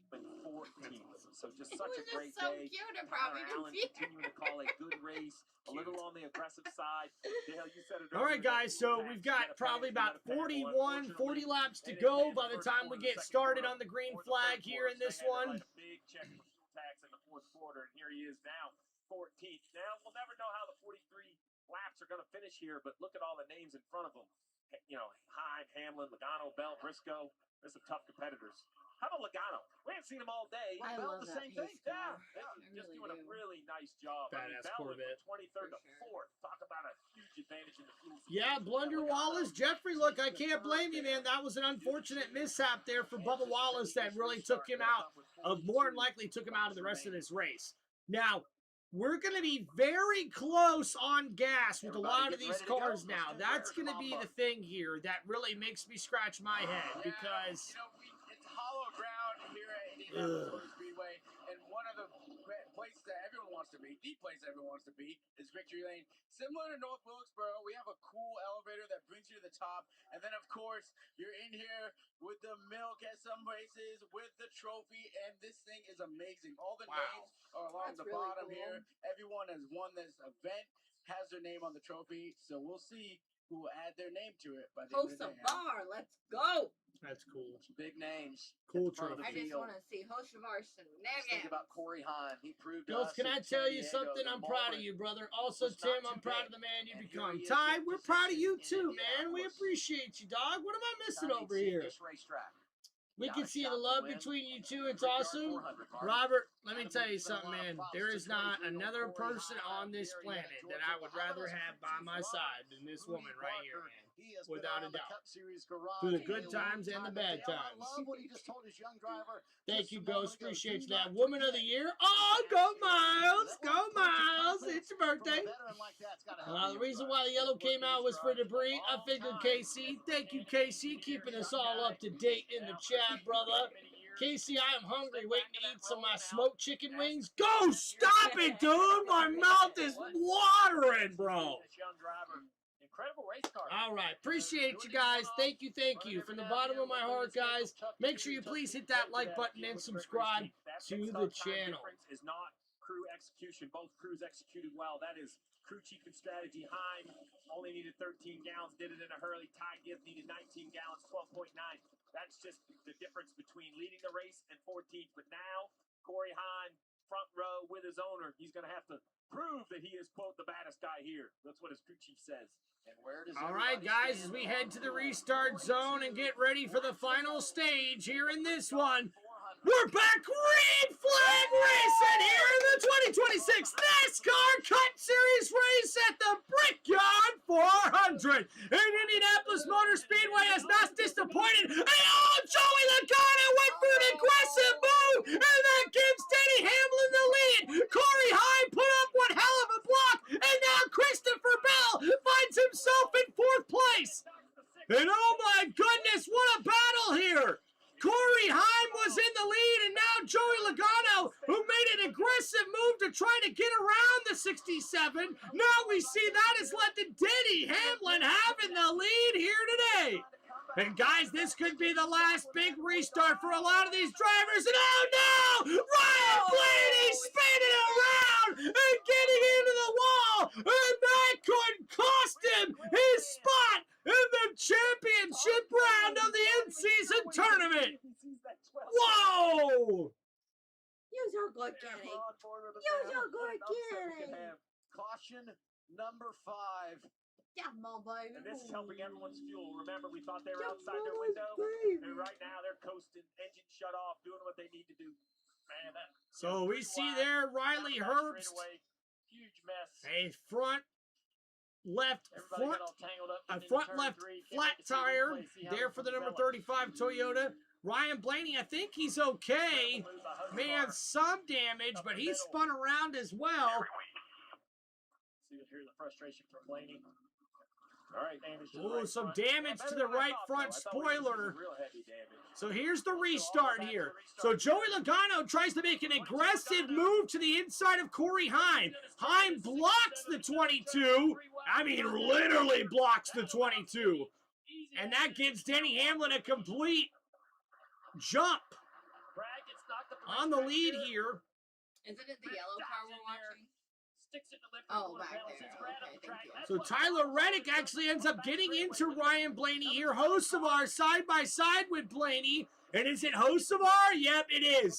The big push from Ty Gibbs. Ty Gibbs pushes him up the middle. Ryan Blaney has nowhere to go. It's John Hunter Nemechek. Oh, The driver of the number 42 Toyota. He gets into the wall and spins out Ryan Blaney. Wow. To go, but this could be the last restart, and John Hunter is trying to make up positions. It's late. It's aggressive. There's no doubt. He dove it in there. Blaney's not going to like it, as he shouldn't. But if you're John Hunter, if you're Jimmy Johnson, I believe you need your driver at that level of aggression. This is the first. You know, you go down in the garage and everybody to the tells you race. all weekend, This is the first big caution, like an actual wreck. And there's been a couple other ones where people spun out, but this is the first wreck of the race. And I think Ryan Blaney did a great job, though. Looked like he kind of kept it out of the wall a little bit. Giving him great So information. Blaney could be okay here. 10 feet away. I just want Hocevar to win because he does crazy. All right, guys. We got to wait to get back to racing now. We're going to crack open another cold one. Austin We're Cindric gonna be able to going sneak on by. Comes in on the chase cut So you're line. going to help me with this one? Oh, sweet. Big contact for Casey Mears in the 35 there. Late. John Hunter, Oh, I too. gotta He hit finish harder than mine I first. thought. You said it, though. Really good spotter communication. I thought he was consistent with the 3 wide. I mean, it all happens through a blink for Blaney, but Robert says $1 million spin. Where's it at? Maybe. Yeah, listen to yeah, radio definitely from in-season Sports challenge News. just got interesting, right? Todd Gilliland might be out in front now. I think that's true. I thought he was going to fill that hole. Now that he's calmed down and he saw the result, I truly think I'm sorry. The result is let him know we're not happy about it. And he knows Blaney's going to be upset, but sometimes just racing happens, you know. Blaney's in, Marty. You heard Adam the back end of the radio when Ryan Blaney said that 42 guy, it's every week with him. We heard that after the damage. Blaney said the wheel is to the right, but yeah, obviously very upset with John Hunter Nemechek and that move on that restart. You see Raymond Fox, the car chief, trying to get that splitter damage fixed here on the 12. 9 cars involved. The bad splitter damage on the front right of the number 12 Ford Mustang for Ryan Blaney. Todd Gilliland has a And front row seat right Todd here. Gilliland there, you Just in front, see you're gonna see the behind, wreck up the seeing what racetrack, happened to 34, Ryan just to the Blaney. right of And the Todd screen. Gilliland may have Coming just down the won front. himself $1 million with this move here. And oh man, AJ Allmendinger almost spins out Todd Gilliland as well. For Todd, he got just as lucky getting out of that, man. Wow. That's $1 million lucky pass right there, my friend. $1 million. He was aware of what had happened and the opportunity. So, wow, a lot more cars involved in that wreck than I thought. Involved in the crash. Let's go down to 9 cars involved. Adam, Wow. I asked Todd Gilliland this morning, do you want to keep track of where Ryan Blaney is via your spotter all throughout the day? He said, not really. He said, the only thing I want to know, and I told my spotter this, that if Blaney gets in trouble. Wow, guys, look at this, man. Got a health care plan with Care Plus, giving me $250 spending allowance, and it rolls over. Oh, that's awesome. Heck yeah, Jeffrey, that's awesome, man. Thanks for sharing that with us, man. Robert telling us in-season challenge getting interesting, absolutely. And then Ghost here with a beautiful comment, man. Ty, I am proud of you. I am, at least all of you here. I struggle with evil. I am a sinner, but blessed by the grace of Christ. Nothing about me is good. Only God's Spirit who works with us. Oh, through us. That's awesome, Ghost. Thank you for that beautiful comment there, man. Ghost, amen. For we have all fallen short of the glory of God. Robert, that is absolutely beautiful. Thank you, man. Appreciate that, guys. Got this wired. If you always felt like a second dad, Robert is an uncle. Well, dude, man, Ty, that's very wow. That's a lot for you to say, man. Seriously, I appreciate that, man. You guys being open and honest. Yes, Jesus is the reason I'm alive and brought me the amazing friends like Tim and y'all. Dude, Ty, I'm an amazing friend to you, bro. That's awesome to know, man. Thank you so much, my friend. Man, that's awesome. You guys gonna make me cry, dude. Wesley, what's up, man? How we doing, bro? Welcome back to the chat. If we had a chance to win $1 million, what would all of us do? Listen, KC. First, bless the grandparents. I will tell you this, man. If I was to win $1 million, there'd be a lot of people getting blessings from me, dude. I mean, don't get me wrong. I'd be wiping out my debt. That's the first thing I would do is probably wipe out all of my debt if I win $1 million.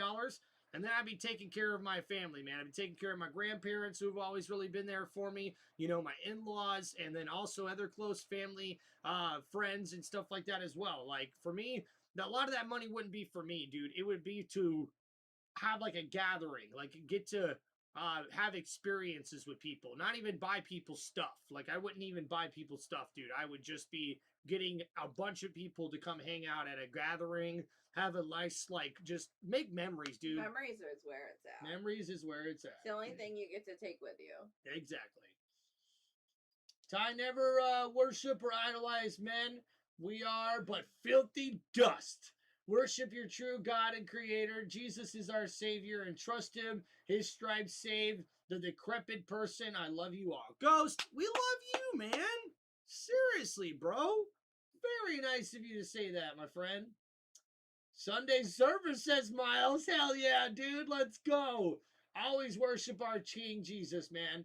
Ryan Blaney wins by a mustache and about a half a mile, says Jeffrey. Well, right now, Ryan Blaney's chances of winning that $1 million have gone way down. I'm doing okay. Just been insanely busy. I graduated from high school and got a lot going on. Wesley Wood, congratulations, my friend. Graduating high school is the first big step, man, to the rest of your life, brother. If you've got something that you want to pursue, if you've got a dream in life, don't be afraid to pursue it right now while you're young, man. Push that dream, dude. Take good care of your body. Take good care of your mental health. Worry about you and your close friends and loved ones, man. Like, get that stuff done. Work hard now while you can, brother. As someone in my mid-30s, I can tell you that right now, man. I have never worked harder than I have in my mid-30s in my whole entire life. And I've worked hard at a lot of jobs, but I'm finally working hard at something that matters, at something that's for me. And that's really where it's at, man. That's where it's at, everybody. For sure.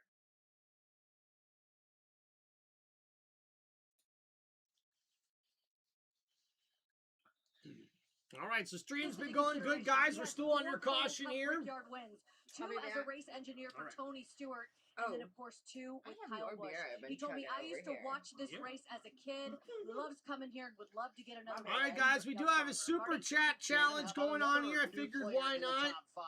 Got one going. Hopefully, you guys can help us accomplish it here. We only need 9 more super chats to get us to our goal.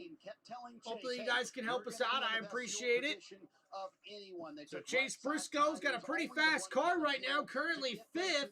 Joey Logano, where the heck did he come from? He finds himself currently in 4th right now. And guys, if Denny Hamlin is able to get the victory here today, this will make Denny Hamlin a Grand Slam champion in NASCAR's Cup Series. His dad Kevin looked at me and said, "Hey man, back home again in Indiana. You know they want." Ty, that's beautiful, man. Life is temporary, but heaven is eternal.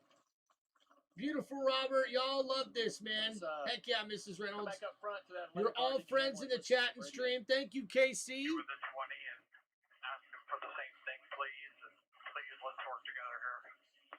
We just saw what happened with two cars that did work together, Heim and Logano, on that last restart. He's saying, hey, I like the teamwork with Christopher Bell. I I'd love to have a repeat of that. I think Christopher would be happy to help this 11 car, unless, something happens. Yeah, I mean, just think back at the races, though. These two have been battling. The 600, they were side by side, and Suarez ends up winning it. We've seen Nashville. Yeah. I mean, think about the last lap at Nashville. Yeah. I think the intention would be that the 20 will help the 11. That will be the intention. And Miles saying, go Denny, man. I'm trying, but I have a body messed up already. I'm thinking about going into certified auto mechanics and also auto body repairs. Well, Wesley, you should do that, man. But listen, man, if there's a bit of advice I can give you, Wesley Wood, is that do not let your body or other people or other circumstances dictate what you want to do with your life, brother, okay? You can overcome anything not only through Christ, through the love of Jesus and the love of God, but also believing in yourself, having faith in yourself that you can overcome these things that are just physical, man. They're not actually something that you can't overcome. So whatever physical disabilities or whatever issues that you have, you can overcome those, man, by just dedicating yourself to better health, to exercise, to better dieting, all those type of things, man. It's 2026 nowadays, guys, and when you want to better yourself, I've learned the hard way. There's no excuse for slacking. You have got to put in the work every single day if you want to better yourself, better your mental health, better your body's overall health, better your life, follow your dreams. Like, you have to be willing to put in the work, no matter how little of that actual work pays off as it does. It could be a long road ahead, and that is what you have to be willing to do, man, is just put in the work. So Work. That was terrible, but you should definitely, though, shake it over here when you I'm do not that. doing that. Wesley, you're a good man. Keep it up. You got this, brother. Hey, look at that, man. Look at the chat already sticking up for Wesley, dude. Let's go. Wesley went into heavy truck repair and never been without work ever. Dude, way to go, Robert. That is a very good job to have nowadays, man. That type of business is booming right now. Man, Robert's actually kind of cool, man. Now we know what you do, bro. If I ever need some work on a truck, bro, I know who to call, man. That is awesome. Thank you, Ghost Honor, with 2 more $1 Super Chat donations to help us reach our goal here. That means you only need 7 more, guys. Lucky number 7. Oh, not much more.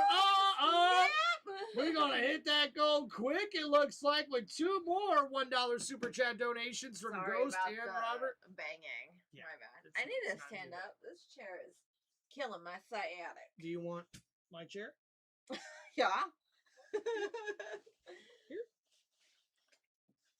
Ooh, look at me in the fancy chair. Upgrade, y'all. Just turn it a little more, please. Thank you. All right. Low rider. Move a little slower. Oh man, where has this been the whole time? Heck yeah, Robert is killing it with the $1 Super Chat donations coming in. Appreciate that, brother man. Thank you, honey. Yes, you're welcome, dear. I love you. I love you too. All right, guys, so Joey Logano currently in 3rd, and we'll have probably about 34 laps to go when we get to the end here. You can feel how much this means to these guys. Joey Logano told me this is the Augusta of racetracks. He said the open wheel guys have won many times, a lot of times, and these guys, they just haven't gotten it done for Roger Penske. Joey has had his heart broken at this track. He's finished second twice. And last season, they played strategy right, were in the position late, and had a tire failure. He said that was the one that really stung. Right now, he's in third. I can't help but think about Denny Hamlin right now. He has come so close so many times here at the Brickyard. 4 third-place finishes. This would make it so Denny Hamlin gets all of the crown jewel races he would complete. All right, so waiting for the restart here, ladies and gentlemen. Thank you all for that. I'm trying to get into automotive. I can also tell a little more desperate to win this one. He said, My I would profile lean towards pick, I'm a former desperation. Demolition This Derby one driver. Heck leans yeah, over man. That's creativity. awesome, So Wesley. kind of put me in that mindset, Dale. What's going through Denny Hamlin's mind right now before possibly the final restart of the race? Well, I feel like Only they've done 3 everything more, Robert, and we'll be there. Everything the right way. He told Come on, us guys. in the Let's see if we race that can we get wouldn't like $2? jump off the path. They wouldn't jump Can we off get a the path. $5 They super were gonna chat? go Come on by now. The plan Help that us out. seemingly was the right one last year, and it's given them another chance to be in position to win this race. It's up to Denny now behind the wheel. No more coming to pit road. No need to save fuel. It's all on him. And against the rest of the field, I take Denny Hamlin most every time. 4 wins this year for Hamlin. Won 3 in a row early in the summer. Been Mr. Consistency the last couple of months, taking over the championship lead. Chris Gale told me this morning, we don't care about points today.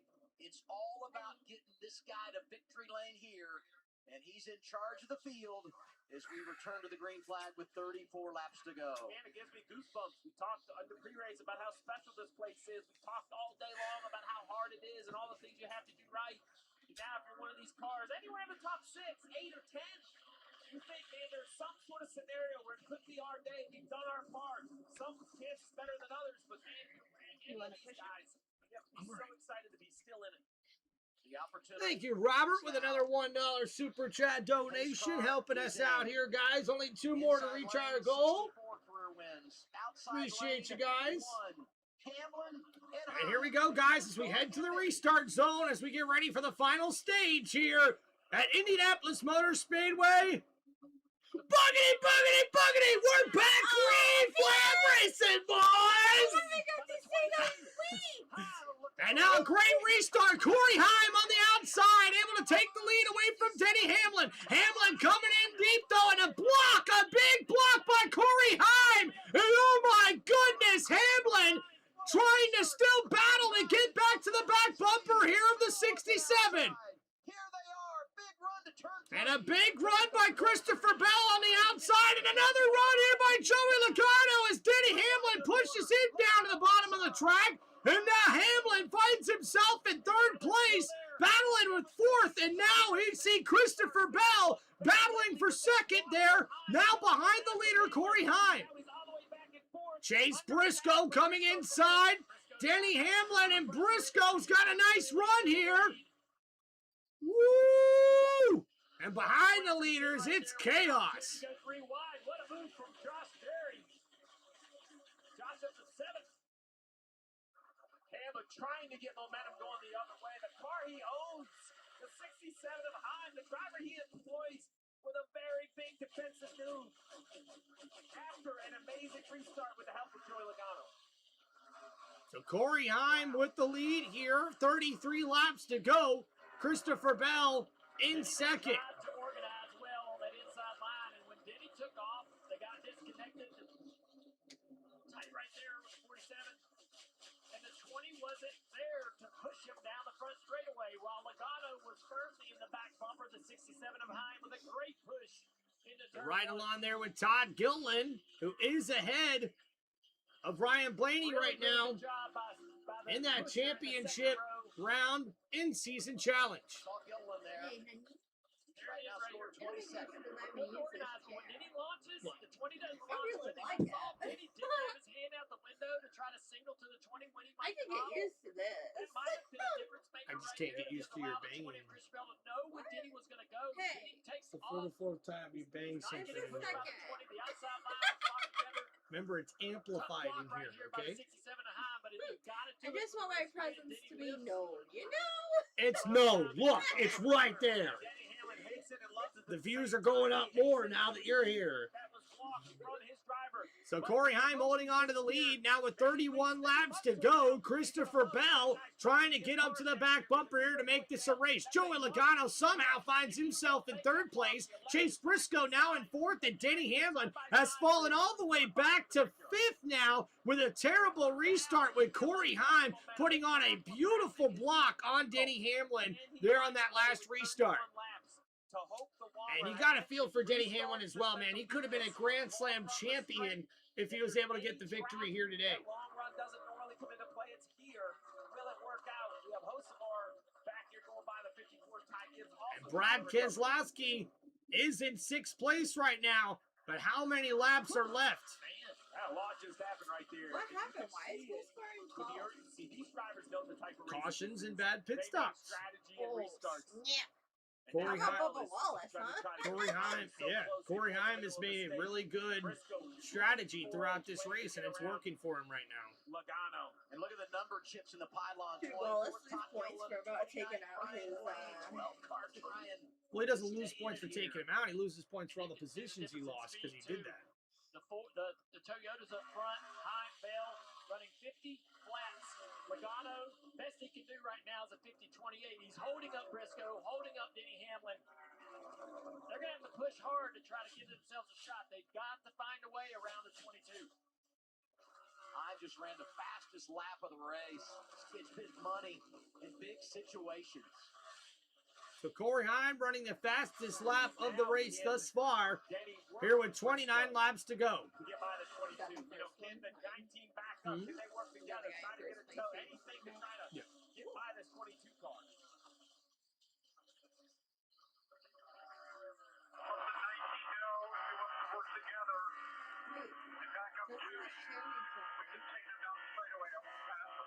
See, yeah, Have you Denny's tried trying that to come up with some plan, reclining feature? some kind of plan to figure out how they can pass this I don't need 22 to car. recline streaming, As it is right Why now, not? Denny, the 19, just like I don't need to use the speakers. Logano, even if he's 2 tenths Oh, slower, snap. will be able to hold Oh snap! Ghost Ghost with a pulling it $1 super chat donation. We only need one more, guys. Hey, can the last one maybe be a $10 one? Maybe a $20 one? Maybe a $5 one? You know, like just saying. Honest, I know we talk a lot about Denny and his recovery. The gap has I got a dollar. I got a dollar. I got a dollar. Hey, hey, hey, hey. I'm not able to stretch the lead. You got a dollar. We got a dollar. We got a dollar. Hey, hey, hey, hey. And ladies and gentlemen, We got some confetti. we got the $1 super chat donation. Thank you, Robert, Eric. no. Nope. Thanks, Robert. We appreciate y'all. Oh, we'll take what we can get, right? Exactly. Exactly. We ain't gonna complain. Thank you, Ghost. Another $1 super chat donation. Appreciate you, dog. I literally can't believe Todd Gilliland's gonna win $1 million. Well, Ty, it's not over yet. It's not over yet, Ty. It's an incredible situation, but so much maturity out of this 24-year-old. Well, flip it. At a track where it has been so difficult to Ooh, overtake. Elliott's in 38. What is Bell? Oh, I thought he Elliott's was out of the out. race. He's out of the race. Oh, why is he still Oh, on? no, so he didn't make it back on the racetrack, it looks like. He's 41 laps That's down. the second So time he's the 67 So has why is he not out hit his there? mark. Denny told us on the Points. pre-regs he missed his mark by 1 or 2 What kind of feet, points you and get? it ruined his well, chance. for however many at laps sitting you, on the pole. get With done, Bell, you want to be close you enough get points. to try to make a And you mistake. also don't, Quickly like, you before lose we points go or back you to don't lead get the battle, points if you Blaney don't right finish here the in 12 laps. car running 27. So. He is not slow. He just ran a 52.40. Just ahead of him, the green car Gilliland. You know, I like NASCAR and all, but I really don't know that much about it. This $1 million isn't anybody's. I like the loud just noises yet. in The the lower left grounds turn. here, those cars right there on the screen. A few cars in between them, but only a second separates them on track. Blaney is a bulldog. He wants the money. I'm shocked that this car drives as well as it does. There's aerodynamicists everywhere with their head in their hands. Like, how is this possible? Yeah, I'm surprised the total. So right now, guys, Ryan Blaney's only 3 spots behind Todd Gilliland in that battle for the in-season challenge. So we'll see if Blaney has what it takes to get back up and catch up to Todd Gilliland here. But right now, Corey Heim continues to lead here at Indianapolis Motor Speedway. Or you lose, which I'll Reddick's be worse. You know, moving on you prefer to be the trailing car. And if you're Adam Stevens, I could go for a Reddick win too. It's been a minute. Just because he's a redhead and drives in a purple car in NASCAR doesn't mean you got to be a big fan of his, all right? He's above the hubby. He's got a big, tall bomb of a wife, and he's got plenty of kids, all right? You don't need to be a fan of him. He drives a Toyota, okay? I like Toyota. We root for we root for freaking Chevys around here, okay? Hey, I used to be Toyota valet. Okay? Chevys. Valet. a Toyota dealer, or what do you call that? Someone who sells the cars. Salesman. You made that sound like your mom was a drug dealer. Yeah, dealing Chief Toyota. Booty Barker on Friday during practice, Adam, and he said, "I'm not going to be surprised at all if we have a shot to So 25 now, 24 laps to go here in this one. And, man, you got to give it to Corey Heim, man. A great pit strategy by him and his crew chief. And he's got that 67 Toyota out in front. But, man, I'm a little stressed, though, for Christopher Bell. He has had a runner-up finish so many times this year. I think it's 5 or 4 runner-up finishes this year, finishing in second. He does not want to finish second here today. And if Christopher Bell can continue to close this gap right now, we could see the number 20 Toyota try to compete for the lead here with the number 67 Toyota of Corey Heim. I was talking about how these cars built. Sorry, a little technical issue. I think we've worked through it here now with some audio. But these cars, Danielle, I even apologize. I didn't get it. Yeah, Ghost, as much as I'd hate to admit it, this has been one of the most dominant seasons of Toyota compared to Chevrolet, at least. Chevys usually are pretty competitive, and they have been. The Chevys have been pretty competitive throughout the season, but they have not won a lot of races this year. And Toyota has dominated this year, man. Definitely walking away with the manufacturer award for the season, without a doubt. Without a doubt. Christopher Bell has dealt with here in 2026. It does look like Husqvarna may be a choker. Yeah. He was doing so good. Think about what this team has overcome. We have seen the top 10 change so much in this race here today because of strategy, because of cautions, because of circumstance, because of fuel saving. It's crazy. Yeah, that too. Big part of the conversation. So Christopher Bell with 8 top 5 finishes this year, even dealing with that fractured wrist that he has still been able to be competitive and fast thus far. They did tell him that he's starting to get loose. Christopher Bell is on the hunt. One of the best cars on the racetrack that last time by. Yep, Corey Heim says, what time is it, Miles? That's right.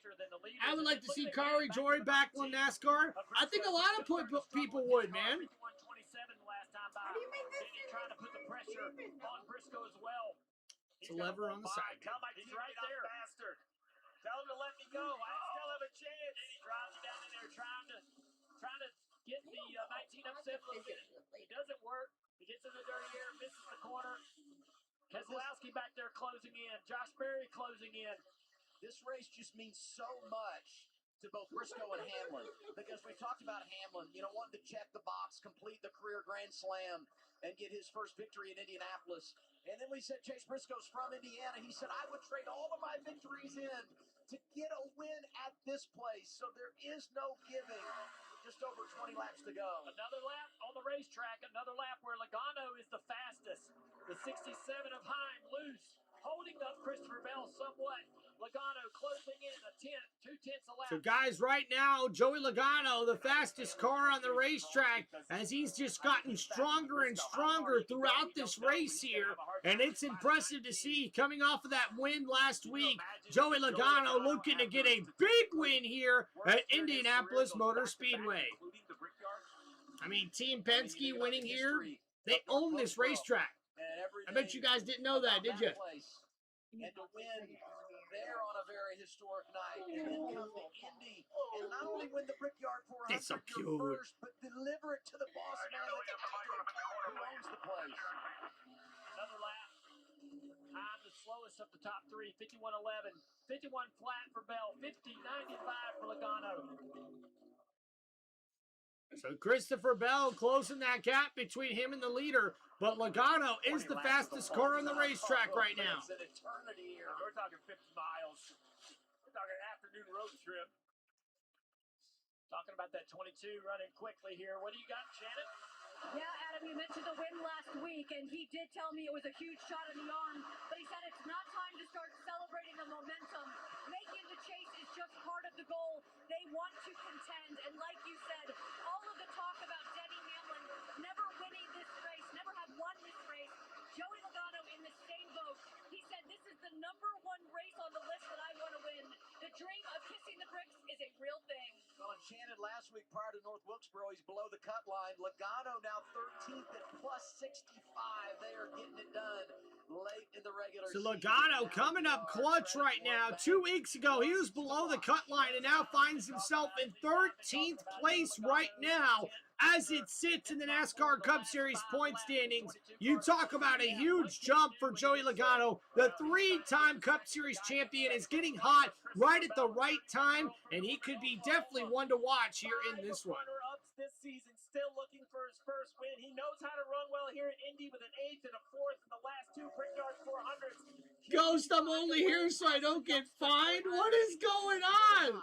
Yeah, Robert Logano does say, hold my beer. Absolutely. And looking for his second victory. We talked about the win at San Diego. The last time a driver got his first 2 Cup wins in his first 15 starts, A.J. Foyt, 1965, who, oh, by the way, has won 4 times here in the Indy 500. 22 of Logano, 2 tenths faster that last time by. And he wants Bell to get there. Because if Bell can get next to the 67 for just a blink, the toe will be gigantic. And those two will slow down.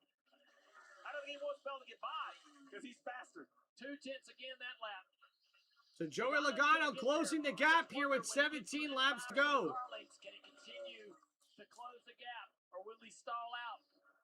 The 22, a half a second faster than Briscoe back in 4th. Pretty impressive.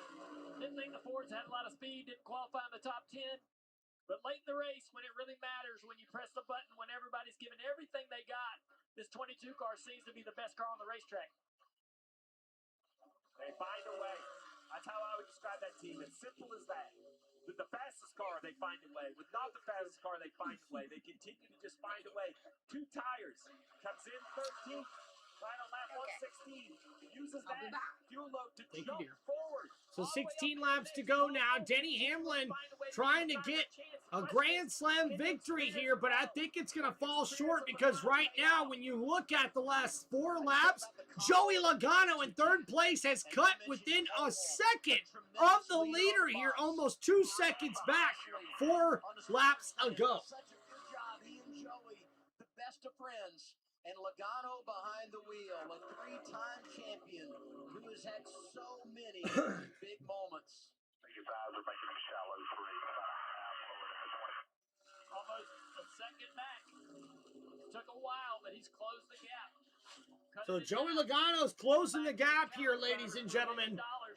Corey Heim losing a lot of spots here, or excuse me, losing a lot of time here to Christopher Bell. Now within 30 seconds, or excuse me, within 0.3 seconds is Christopher Bell from the leader. Ryan Blaney's gained 2 spots now with Todd Gilliland sits right at 34th. A champ going against the upset-minded Todd Gilliland. And it's getting tight up here with Heim and Bell. Bell is closing the gap. He's going to be in positions now where he'll get the toe down the back straightaway or down the front straightaway, being able to possibly make some moves. The 67 will have to become defensive. That draws the 22 into that even more. So here we go, guys. Battling as Joey Logano now closes within a second of the leaders. And you can see Logano really close that gap. Coming down the front stretch here, going into turn number 1. It's 14 laps to go. I got to tell you guys, this is getting intense here. He can see what they're struggling with in front of him. And look at their cars yawing, not turning, missing corners, missing apexes.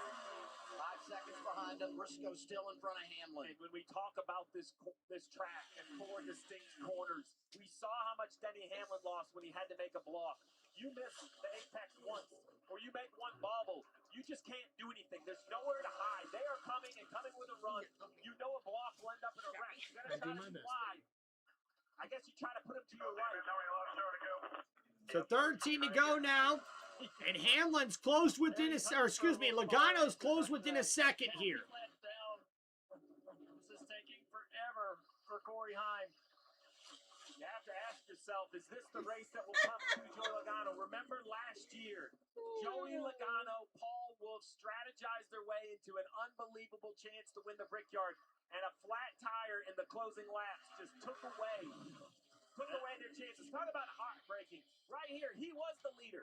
He had control, much like Heim does here. We all knew Logano would make a mistake. That's his I can't waste ice cream like that. Flat tire ended it. We'll give back to Joey Logano and give him a chance. He's going to need a little break from the two in front. Well, I don't know, Steve. The last lap by is the first time in a long time he's been even with Heim in lap time.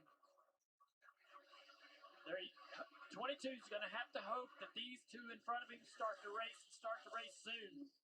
Another lap right there where Joey's actually the slowest of the three. But I think he's close enough now if they do race. They've got to start racing quickly. If they get side by side, I think for one corner. I think if they contest in one corner side by side, Joey can be there. 3 seconds back, no. 1 second, I think, could be made up. His window is So 12 laps to go. Joey Logano still trying to close this gap between Christopher Bell and Corey Heim.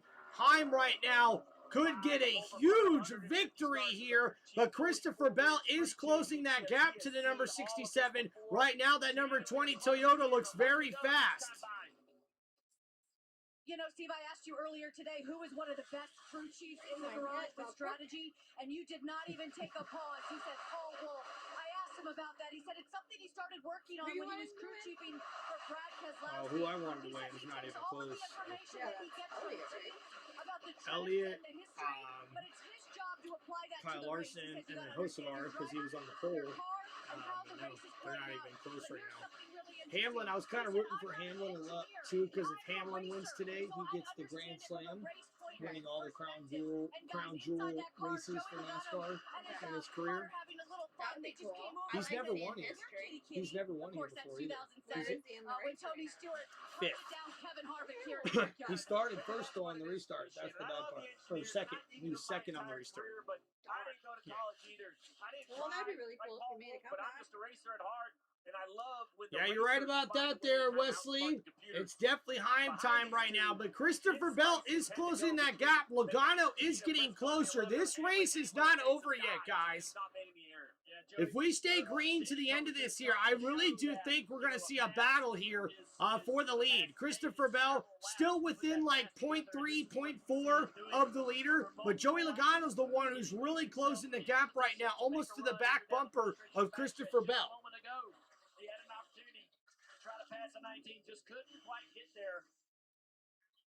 Faith, family, and NASCAR, says Ty. Heck yeah, man. Let's go. Robert says 250 years of badasses. Thank you, God and country. Heck yeah. AJ using the draft off of Gilliland there. It's not going to allow the 12 to make the run. This has just been a great track for Todd Gilliland. 6th here in both of his starts in the Brickyard 400. Got his first ever top 5 in a cup car. So Ryan Blaney trying to catch up to Todd Gilliland. He's in 26th, Gilliland in 24th. As that's that battle for the in-season challenge here as we come to 8 laps to go here. 9 more laps.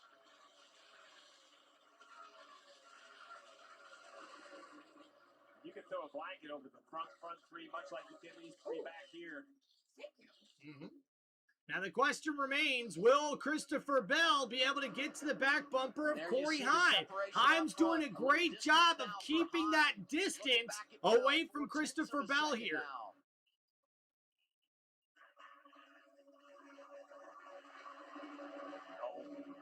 This has got to be just pressure-filled if you're the driver of the 67. And then he's got a decent run right here down the front straightaway. I thought the 19 of Briscoe got high off the floor there. And he's not able to make a move, but what's the looks feeling like Hines kind of settled in, and at least right this moment. in any like car race? Talk about being Like, I don't like racing. I don't like being tired. I don't like those kinds of things. Just for myself. adrenaline pumping, your heart is pumping out of your chest. Like, I would have, even more than football, I love football. I'd love to be able to play football, but if someone would have given me the opportunity to be a race car driver or play football, I would do race car driver every single time. It just, you get such an adrenaline rush. You get such a thrill of having this machine in your hands, and you're the one responsible for trying to get it to a victory. Joey now inside of 18th right there. Well, you know he's not going to go away. You could be a NASCAR driver. I could. Again, is Hines We'll see. starting to fall off a little bit more. So 7 laps to go now. Corey Heim trying to hold on to this lead here. One mess up is going to give Christopher Bell an opportunity to be able to get the victory here.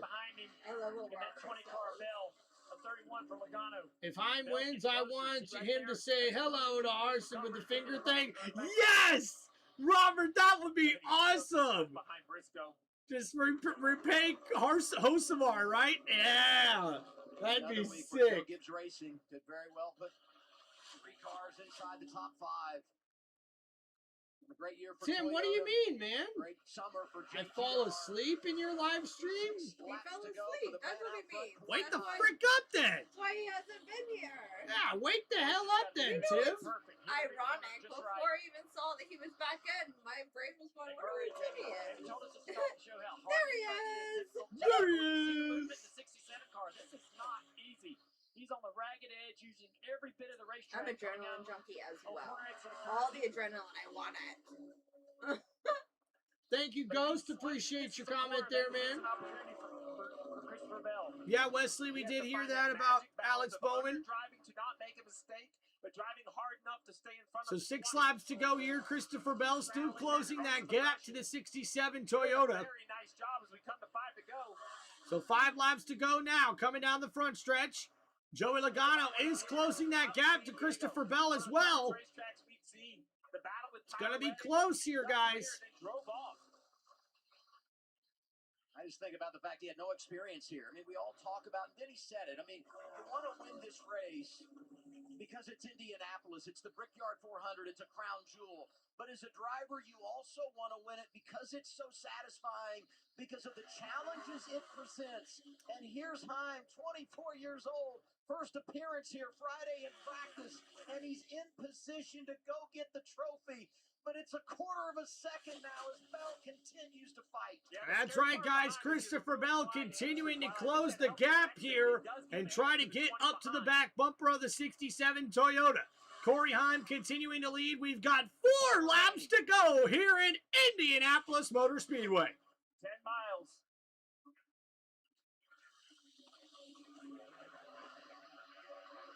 Good turn 1 right there for the 67. This is the important corner. Turn 2, getting off of this corner, not allowing a run or a draft down the back straightaway.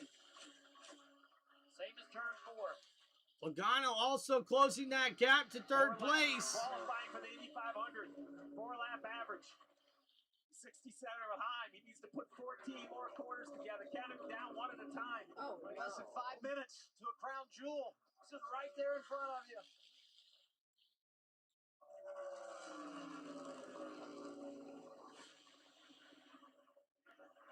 As close as the 20's been in many laps off of turn 4, but just not enough. So 3 laps to go now. Chasing his second clear win. Christopher Bell still trying to get to that back bumper here of Corey Heim. Right here. Missed exit right there for the 20's. Got an opportunity. Look at the 67 movement in the race car. He is driving the wheels off that car through turn 2. And that energized Bell. He saw it. He knows there's a chance. And Bell has closed the gap here, folks, with 3 laps to go. Oh, my goodness. We may have a race here on our hands.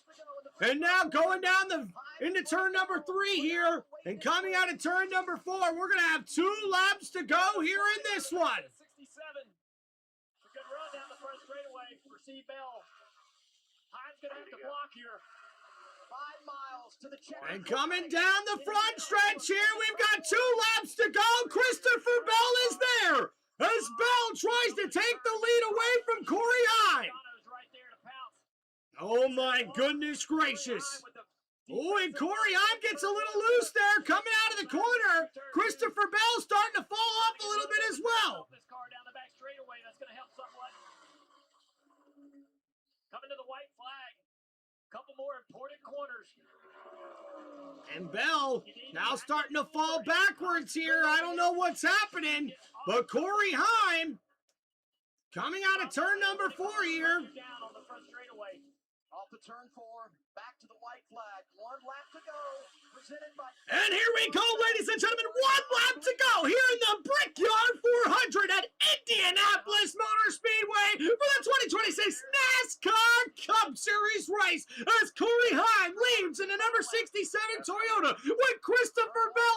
20 Toyota right behind him as he's tried to close the gap lap after lap here, but we've now got the white flag out. The fastest car on the racetrack has been Joey Logano in the number 22 Ford Mustang, but he cannot close that gap with only 2 more corners left to go here. Corey Heim has the lead in the number 67 Toyota. Can Christopher Bell in the number 20 Toyota get to the back bumper here of Corey Heim? Or will Corey Heim get his second career victory and win a crown jewel race? Well, here's your winner. It's Corey Heim in the number 67 Toyota for 2311 Racing. What a victory! His second victory of the year, and you know what time it is? It's Heim time!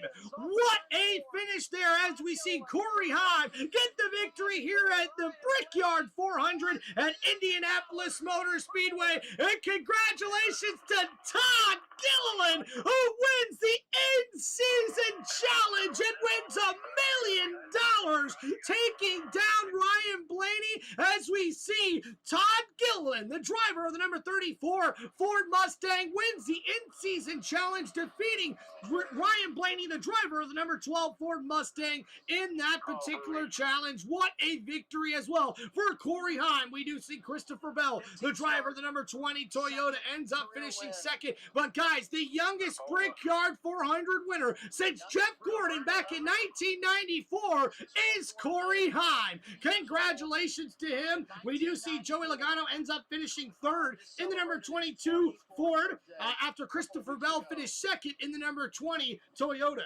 Chase Briscoe finishes fourth here in the number 19 Toyota. A great run for him, the Indianapolis native. We also see Denny Hamlin gets a top 5 finish here once again at Indianapolis Motor Speedway as Chase Briscoe in the number 19 Toyota, his teammate, finished just ahead of him as Denny Hamlin finishes 5th in the number 11 Toyota here. Brad Keselowski and the number 6 Ford Mustang ends up finishing 6th. Josh Berry gets a top 10 finish here in the number 21 Ford Mustang. Ryan Preece ends up finishing 8th here in the number 16 Ford Mustang. Carson Hocevar, who started out on the pole, will finish 9th here in the number 77 Chevrolet, and Tyler Reddick rounds out the top 10 here in the number 45 Toyota with an exciting and a really good finish here at Indianapolis Motor Speedway. And what a burnout here for Corey Heim. Jay, he's going in a perfect straight line. Look at him go. And that's a huge victory here for Corey Heim. His second win of the season, and he's not even a full-time Cup Series driver yet. Woo! Good job! Way to go!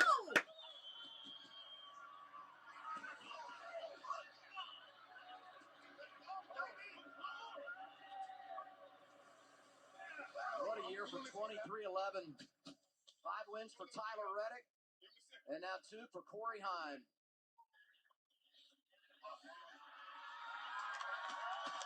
Here's Marty Snyder.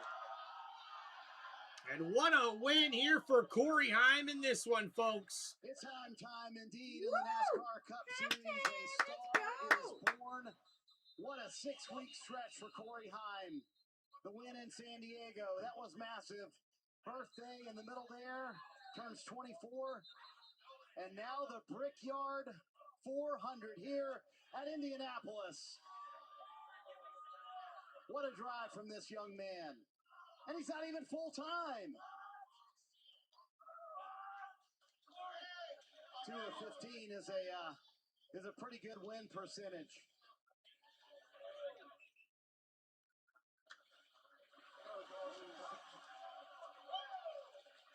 So waiting to hear from the winner, Corey Heim, after a fantastic ending to this one here.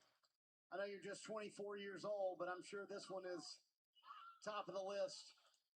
What was going through your mind in those final few laps? Because I know you had a handful of a race car and a corporate teammate, Christopher Bell, chasing you. Yeah, that was a damn handful. I was hanging out for dear life once the shade went down and the pace picked up. My car got really loose, and I'd never really been in a lot of clean air throughout the day, so that was the hardest I've ever fought in my life, to just make sure I focused on exits and kept them in dirty air.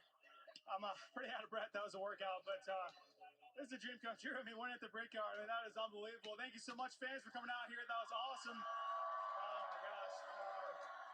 Caught a break early with the pit cycle and just executed all day. Made no mistakes. My pit crew and my team, 2311, did a fantastic job with my Field and Stream Camry. So, first race with Field and Stream too. That's awesome. First race, first win. So hope we can keep it going. What did you 24. tell me before the race? You I said was I only have to 20 learn how years to be more aggressive on restarts. Walk me through that restart with your boss, Denny Hamlin. Yeah, I just had to be aggressive. I mean, it's for the win. You know, I would have to see it back to see if I really did anything wrong, but I think we both know we're racing for the win, you know, but he has every right to be a little frustrated with me, but I feel like he You should probably go would have to done the him same and thing. say, So, if you ain't first, just had to be you're last. Trying to get from 22 to be in position. So I agree. And, man, it's crazy, too, for, I don't know, what, run 7 races 15. here. Yeah, there we go. There we go. I think you've dispelled the What the rumor heck? that you need a Listen, lot of my experience y'all. here. I mean, people in the stands may not know you had never seen this place before Friday. Yeah, I mean, it's unbelievable. You know, I just studied my butt off and try to make sure I'm prepared going into races. Thank and, you, these guys everybody. give me Appreciate you, unbelievably fast Robert. Camrys. Thank you, So, Tim. Thank you, Just Wesley. huge thanks to 2311 Toyota. Shout They out are, Ghost, on fire man. This year, so just proud to be a part of it. Ty, appreciate you, An man. Miles, unbelievable run for Keith, him and you everyone guys at rock, man. 2311. Wesley, That we is love y'all. 2 wins in 2026 already, Shannon. All right, guys. So we did go over our top 10 already here. Christopher Bell, unfortunately for him, another runner-up finish here at this one. And thank you, everybody, for hanging out here on Tim Reynolds Show for this live play-by-play for the 2026 NASCAR Cup Series race at Indianapolis Motor Speedway. It's the Brickyard 400, and Corey Hine finds victory lane for the second time this season in the number 67 Toyota for 2311 Racing. Congratulations to him, and thank you, everybody, for hanging out here on the live stream, for liking and subscribing. Thank you from the bottom of my heart, guys. Hope you have a blessed Sunday, and thank you guys so much for supporting the channel. Don't forget to please hit that like button, subscribe to one of the most electrifying sports entertainment channels on YouTube today. This is Tim Reynolds Show. Now let's go. Peace out, everybody. We'll see you guys next time. Peace out, y'all. Later. Bye. Bye.